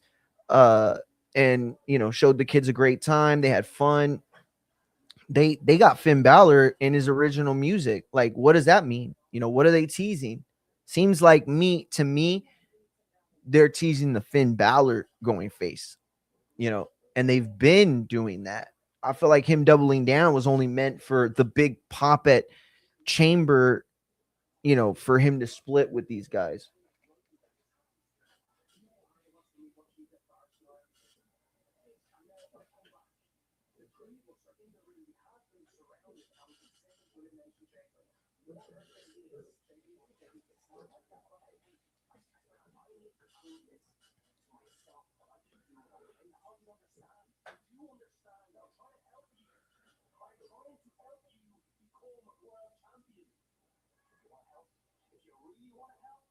Stay out of my way.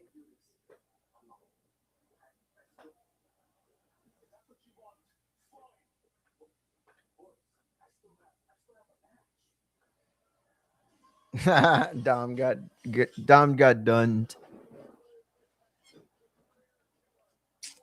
Man, I can't call it. I would say Gunther is most likely to win. because he's the biggest of the three with the least to do right now. But I could see Javon Evans winning because he provides an element to the match that would be very awesome to see. And for those of us that are old enough to remember like the original Chamber, right? There was always a guy in there that they would put in there that, probably wasn't going to win, but was going to put on a show. Um, and that feels like a very good position for Javon right now. A lot of people have problems with them, dude. A lot of people have problems with the Javon Evans bookings right now, right? And a lot of wrestling channels are going after, or not going after WWE, but they're criticizing WWE's handling of Javon Evans, a guy who won the 2024 Rookie of the Year, if I'm not mistaken. Had a crazy 2024, and everybody expected something from him in 2025. And even though he showed a lot of great moments, like creative didn't give him anything substantial at all. In fact, he was beefing with Americanos not that long ago. So, but the fact that they had him against Finn Balor, despite the fact that Finn was worked as a face almost, or got the face pop, it doesn't give me a lot of insight. And then Dom Mysterio, obviously, he makes the chamber more interesting. Like, there's no doubt about that. But if there's anybody that doesn't need the chamber right now, it's him. Being Liv's like side man piece, that's that'll keep him busy for sure. I mean, look, Lowe's already talking about a potential heel turn on each other, bro. So like there are people that are wanting to watch Liv's match, not because of Dom, but with Dom as an extra incentive. So he has a big role, in her WrestleMania. Not to say he doesn't need his own match or, anything like that, but this guy's already booked for a big AAA match that's going to be super physical against Vikingo. Then they have the Rey de Reyes tournament happening still, where the winner gets a shot at the Mega Championship. And assuming Dom is still the champion, there you go. There's another match against likely somebody really, really strong that can go, is going to bring a big match out of him. So yeah, I don't know. I'm going to pick Gunther, but if I could book it, I would book Javon Evans, knowing he has no shot to win. Um, it would be at least something for him. You know what I mean? Like what a King of the Ring became. Something that's like, oh, that's cool, but it's like, what does it really mean?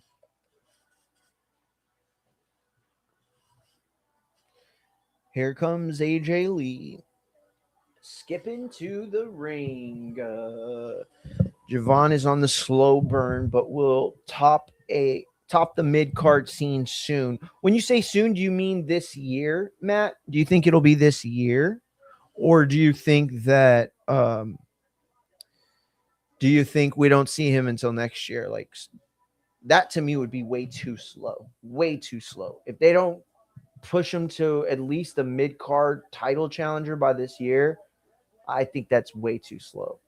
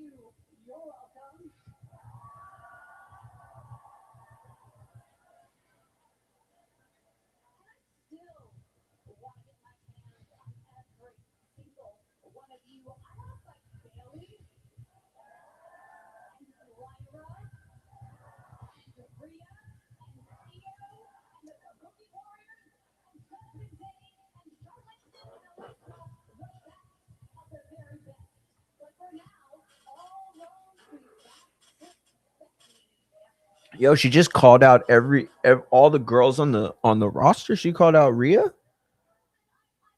and Flair. Yo, those would be fire. But man, I swear to God, it takes so long for this shit. Look how long we've been waiting for Becky and um AJ Lee, dude, forever. And I feel like, dude, I feel like WWE and AEW have done this so much. It's like boxing over marinate shit. Matt said this year, absolutely, the Javon Evans run begins. He will lift the IC title off Dom. Yo, that's much sooner than I thought you were thinking.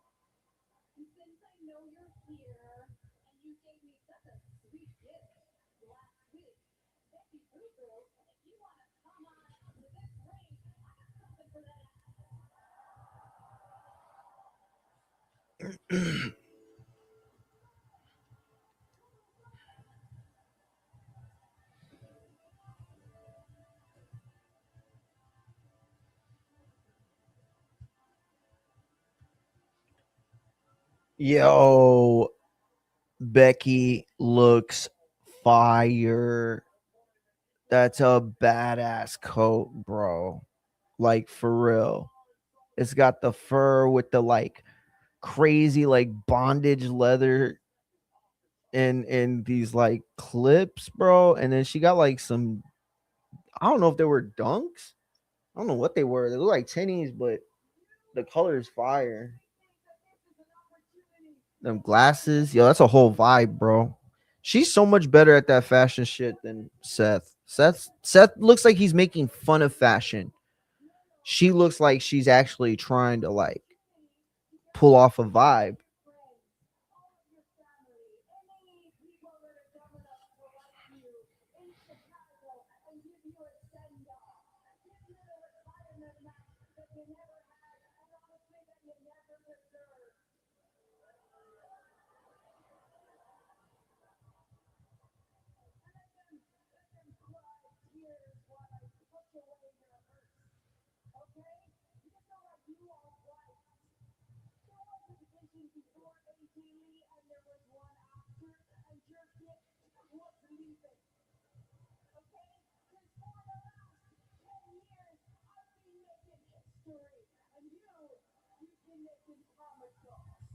Damn. She said, I've been making history. You've been making comic books. Crazy.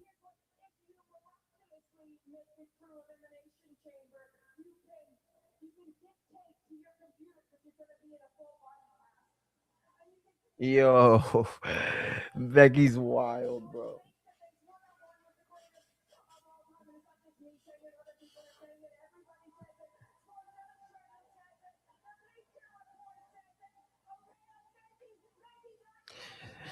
That's crazy that she calls out both media outlets that have had a significant AW presence or coverage.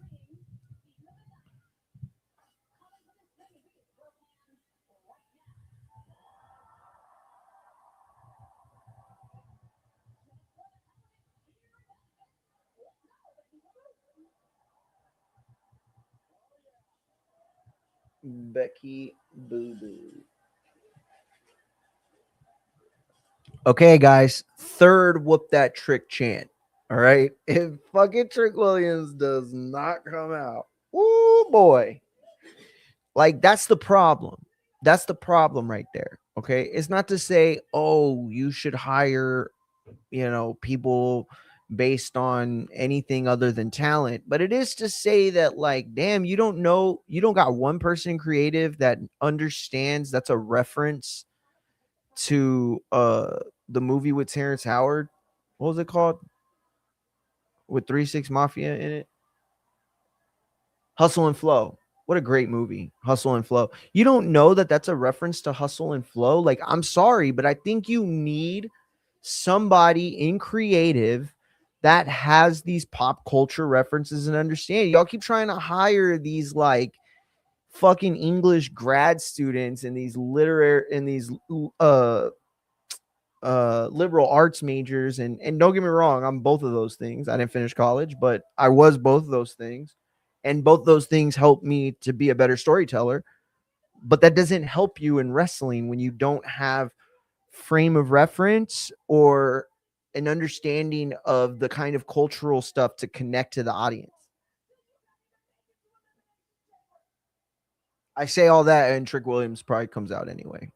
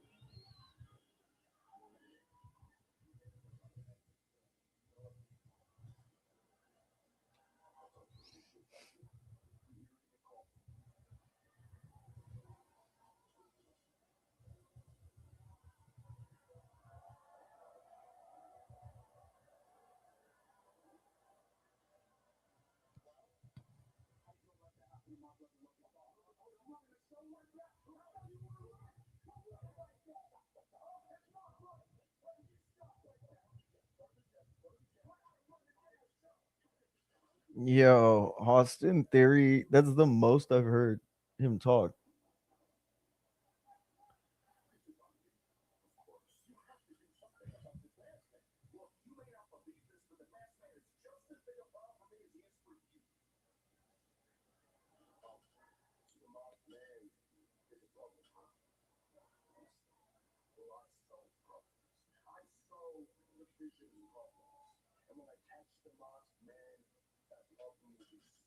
You'd think Paul would be like smart enough to say, "Hey, we're gonna hire some people secretly on all the exits."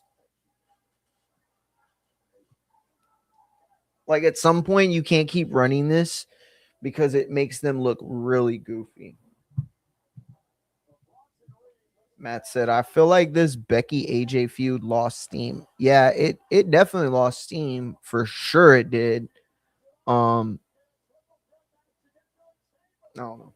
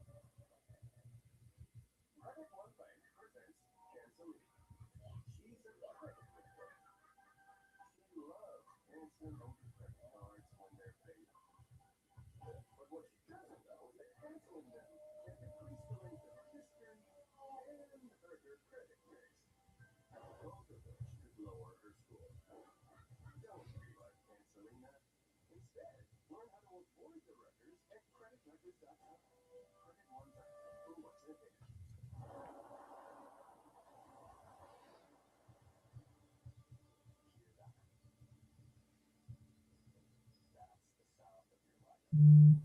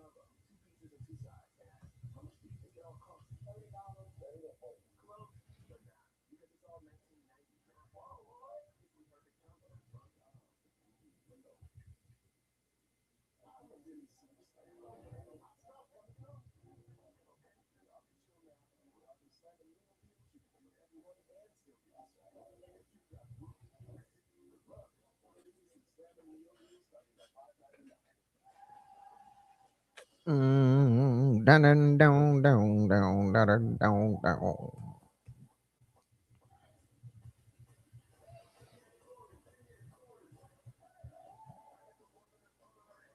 Damn, I want that old WWF title. I have like a list. So like I don't remember how old I was, but I had this like workshop for writing, and it had talked about like writing things down that you want and that you like covet, I guess.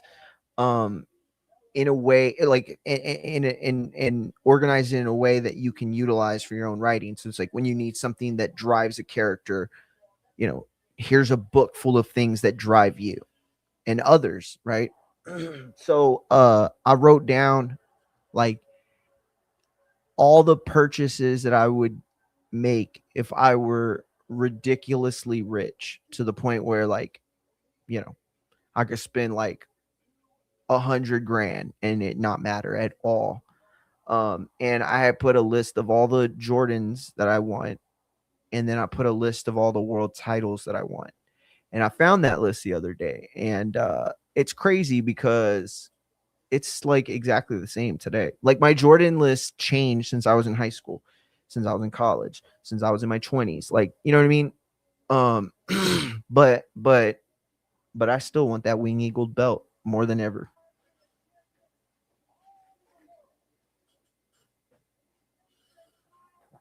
Yo, what is this? An AJ Styles video package? What is going on? Yo, what if they're not inducting him, right? What is going on?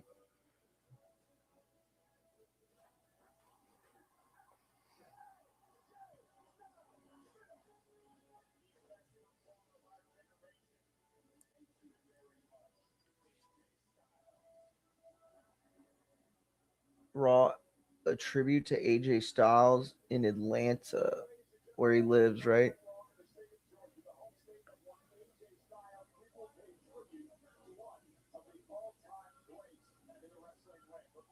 I don't, dude, I don't get this. I do not get this. What is going on with AJ Styles? Is this another R Truth situation? Like, what the fuck are they doing? A tribute? Like, you didn't think of that like 2 weeks ago, 3 weeks ago? Like, you know what I mean? Like, I I have to believe that the retirement was part of some play or completely legit. And if it was completely legit, you got to wonder what the fuck is going on now. You know, it's like we're going to keep AJ as extremely close as we can before having to give him one of them pricey ass veteran contracts. Or what are they called? Legend contracts.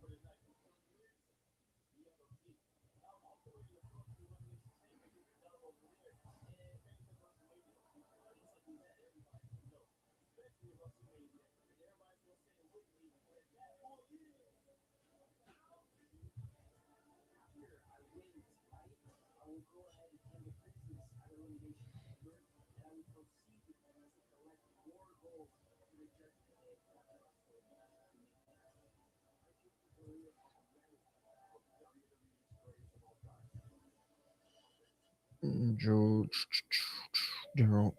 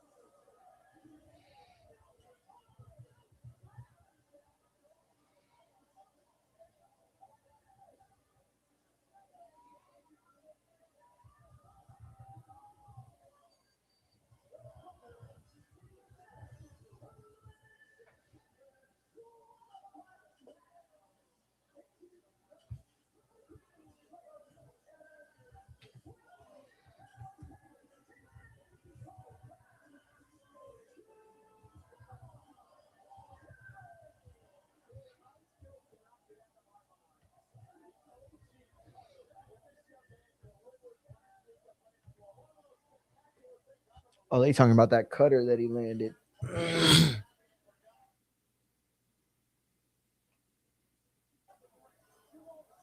Yo, that was crazy what he did, dude. Crazy what he did.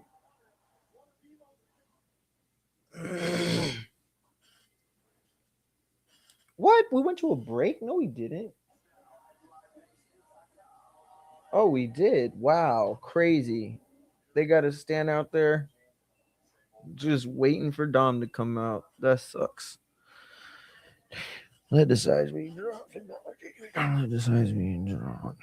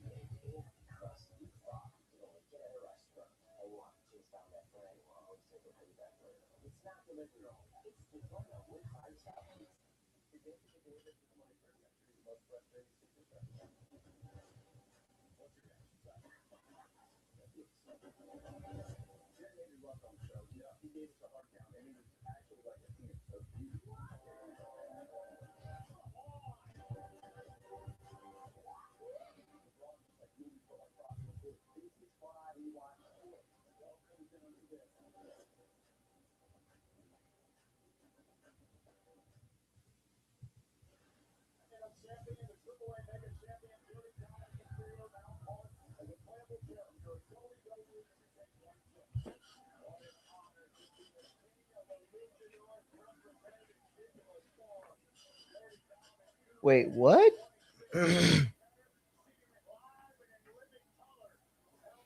Why would Dom not be in WWE 2K26? That sounds so weird.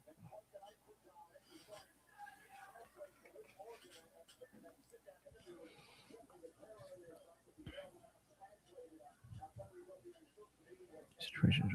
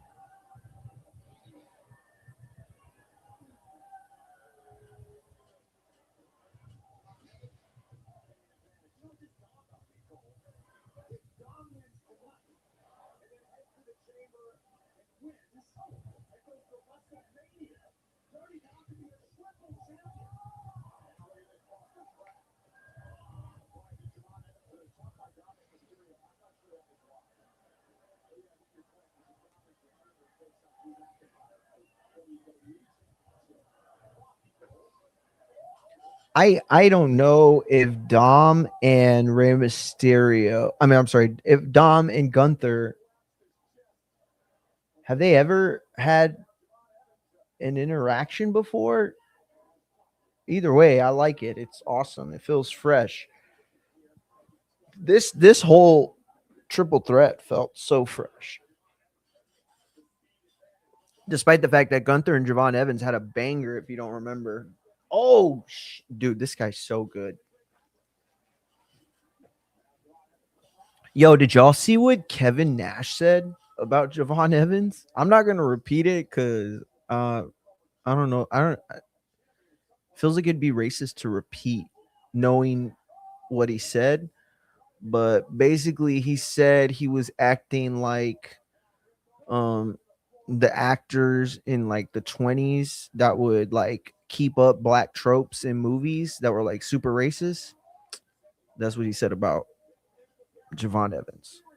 It was a weird take. I'm not gonna lie. It was a weird take. But you know, dudes like that age, they start doing lives and they start like utilizing the space and they don't realize like how disconnected they are. You know what I mean? Like what like certain things mean certain things, right? Like right now. But like 10 years ago, that's not what they meant. 20 years ago, 30 years ago, they could have meant something completely different. All I'm saying is that um I don't know if it means what it means.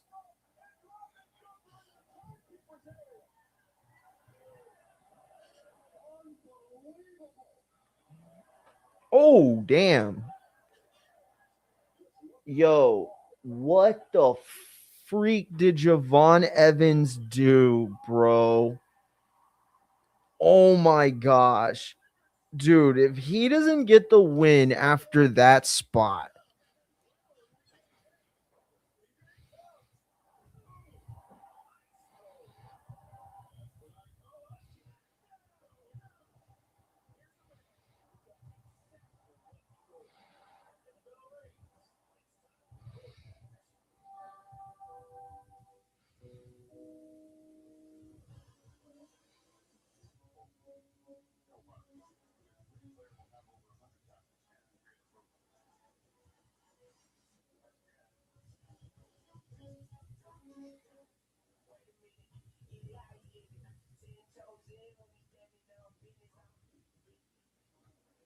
And here's another week of Lil Wayne's song getting stuck in my fucking head. Thanks a lot, Papa John's. Why don't you and Shaq just go kiss already?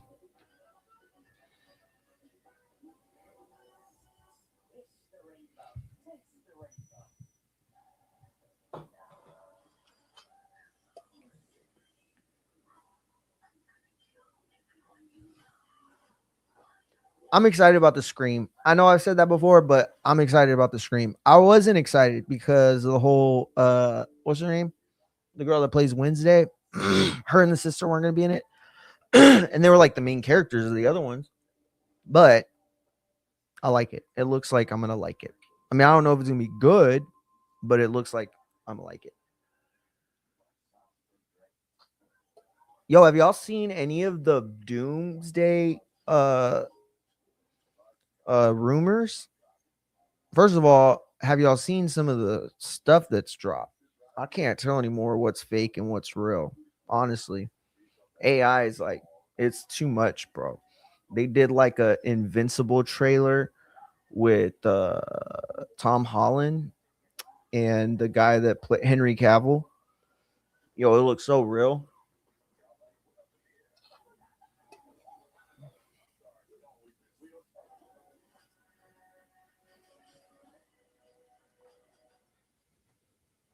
I think I've seen like 2 Tyler Perry movies in my whole life.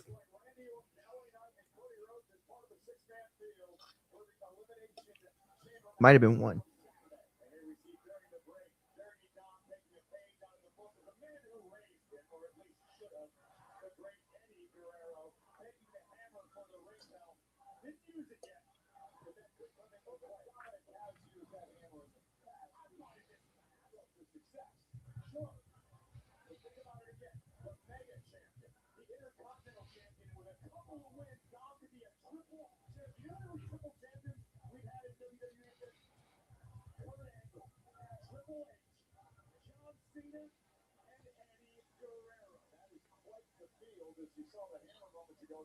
Wait, what did he say?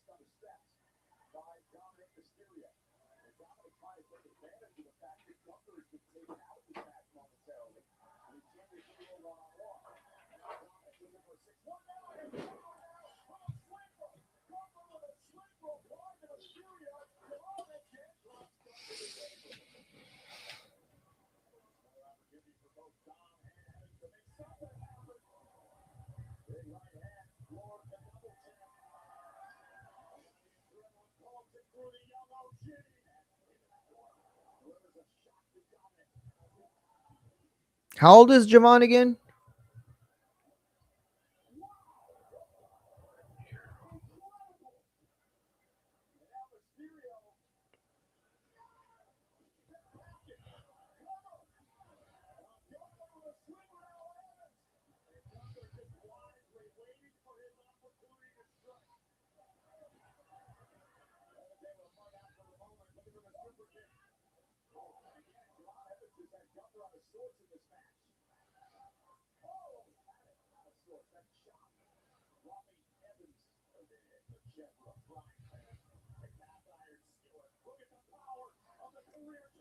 Oh shit, bro. Gunther just dropped Dom hard on his back.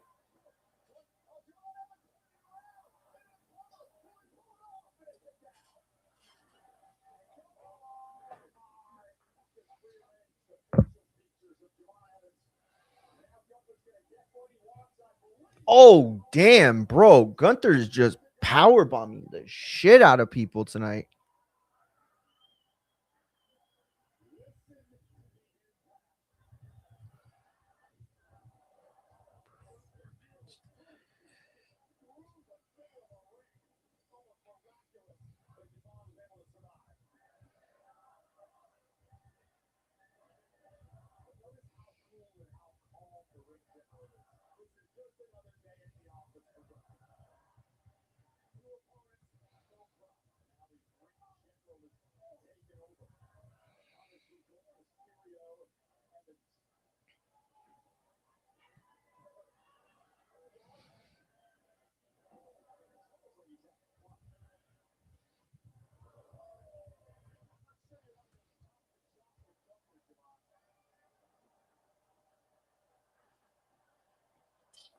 He's like, yeah, that feels real fucking stupid, Javon.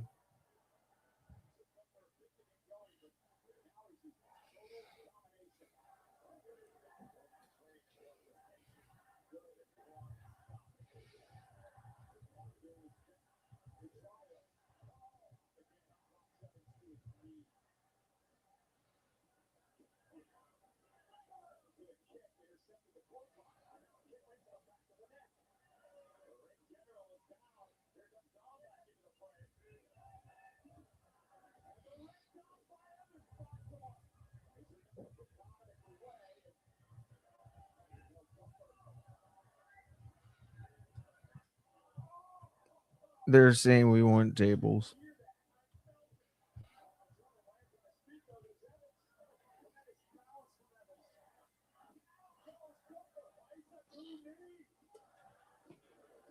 Nope.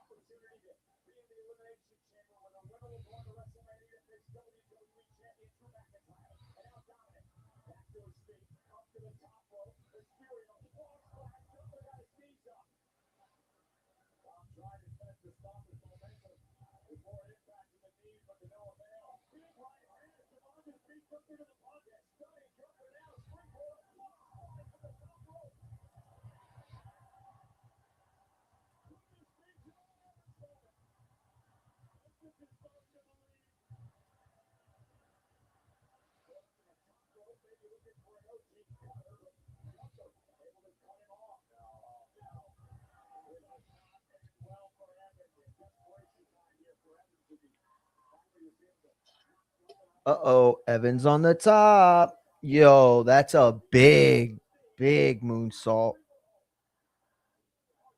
Nice. Jawbreaker from Evans. Now he hits the cutter. Nope. Oh, beautiful. He went right into the cutter.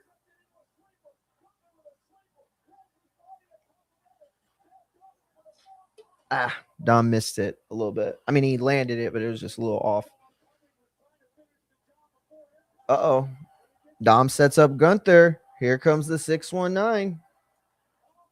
Yikes.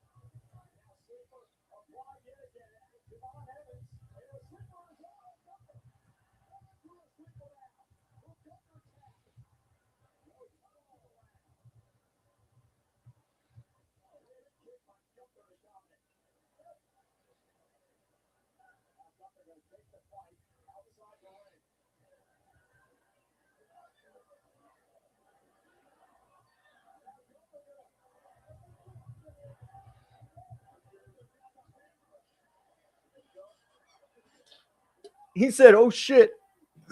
Oh shit, Dragon Lee.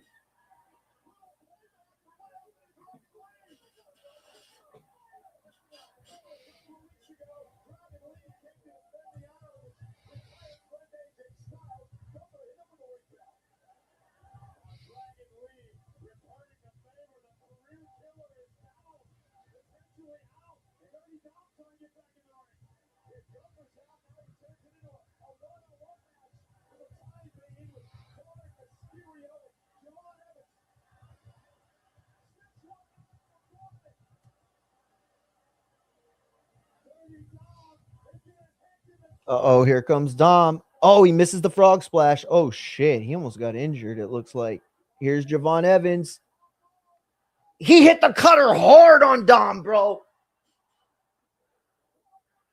Javon Evans just secured his win and spot at the Elimination Chamber. Fucking bravo, dude. This is the guy that should have won. This is the guy that should have won. And they did a very good booking here because they kept Gunther strong. And Dom now is going to be super pissed at Finn Balor, and he's going to be super pissed at JD in the Judgment Day. And yeah, I'm thinking we're going to get a breakup at Elimination Chamber. I think Lowe is right about that. That's how you keep Gunther strong and Javon a push. Machine Gun Matt, always on point, bro. He knows what's up. Listen, guys, I'm gonna cut out. We'll be back on Twitch here in about, let's say, in 45 minutes. Probably not even that long, but by 10 o'clock, we'll be back on Twitch. We'll be playing gaming. I'll come back on X as well. YouTube, this is where we're gonna leave you for the night. TikTok, everybody else, this is where we'll leave you for the night. But X, Twitch, keep your notifications on. Yeah, we'll be back in about 30 minutes, 45 minutes maybe. But we'll be back tonight And then we'll be back tomorrow for sure, everywhere for the weekend recap. We're going to preview what's going on this weekend. And yeah, we got topics. We got a bunch of shit actually to cover. So, I only went live on Saturday with AEW. So anyway, hit the like, hit the notification, hit the sub, hit the follow, whatever platform you're on. And if you could do me a favor and go to @InfightingFX, you have to put the @ in front. InfightingFX, spelled INFIGHTING FX, all together, @InfightingFX. It's @Infighting Exchange, but if you didn't know, FX is the short for exchange rate. So it's like, well, why not? But yeah, we'll be back tomorrow with the weekend recap, boxing, wrestling, everything else. And if you are on Twitch or X, remember, we'll be back here in about an hour or less. Yeah. So until tomorrow and until tonight for some of you, peace.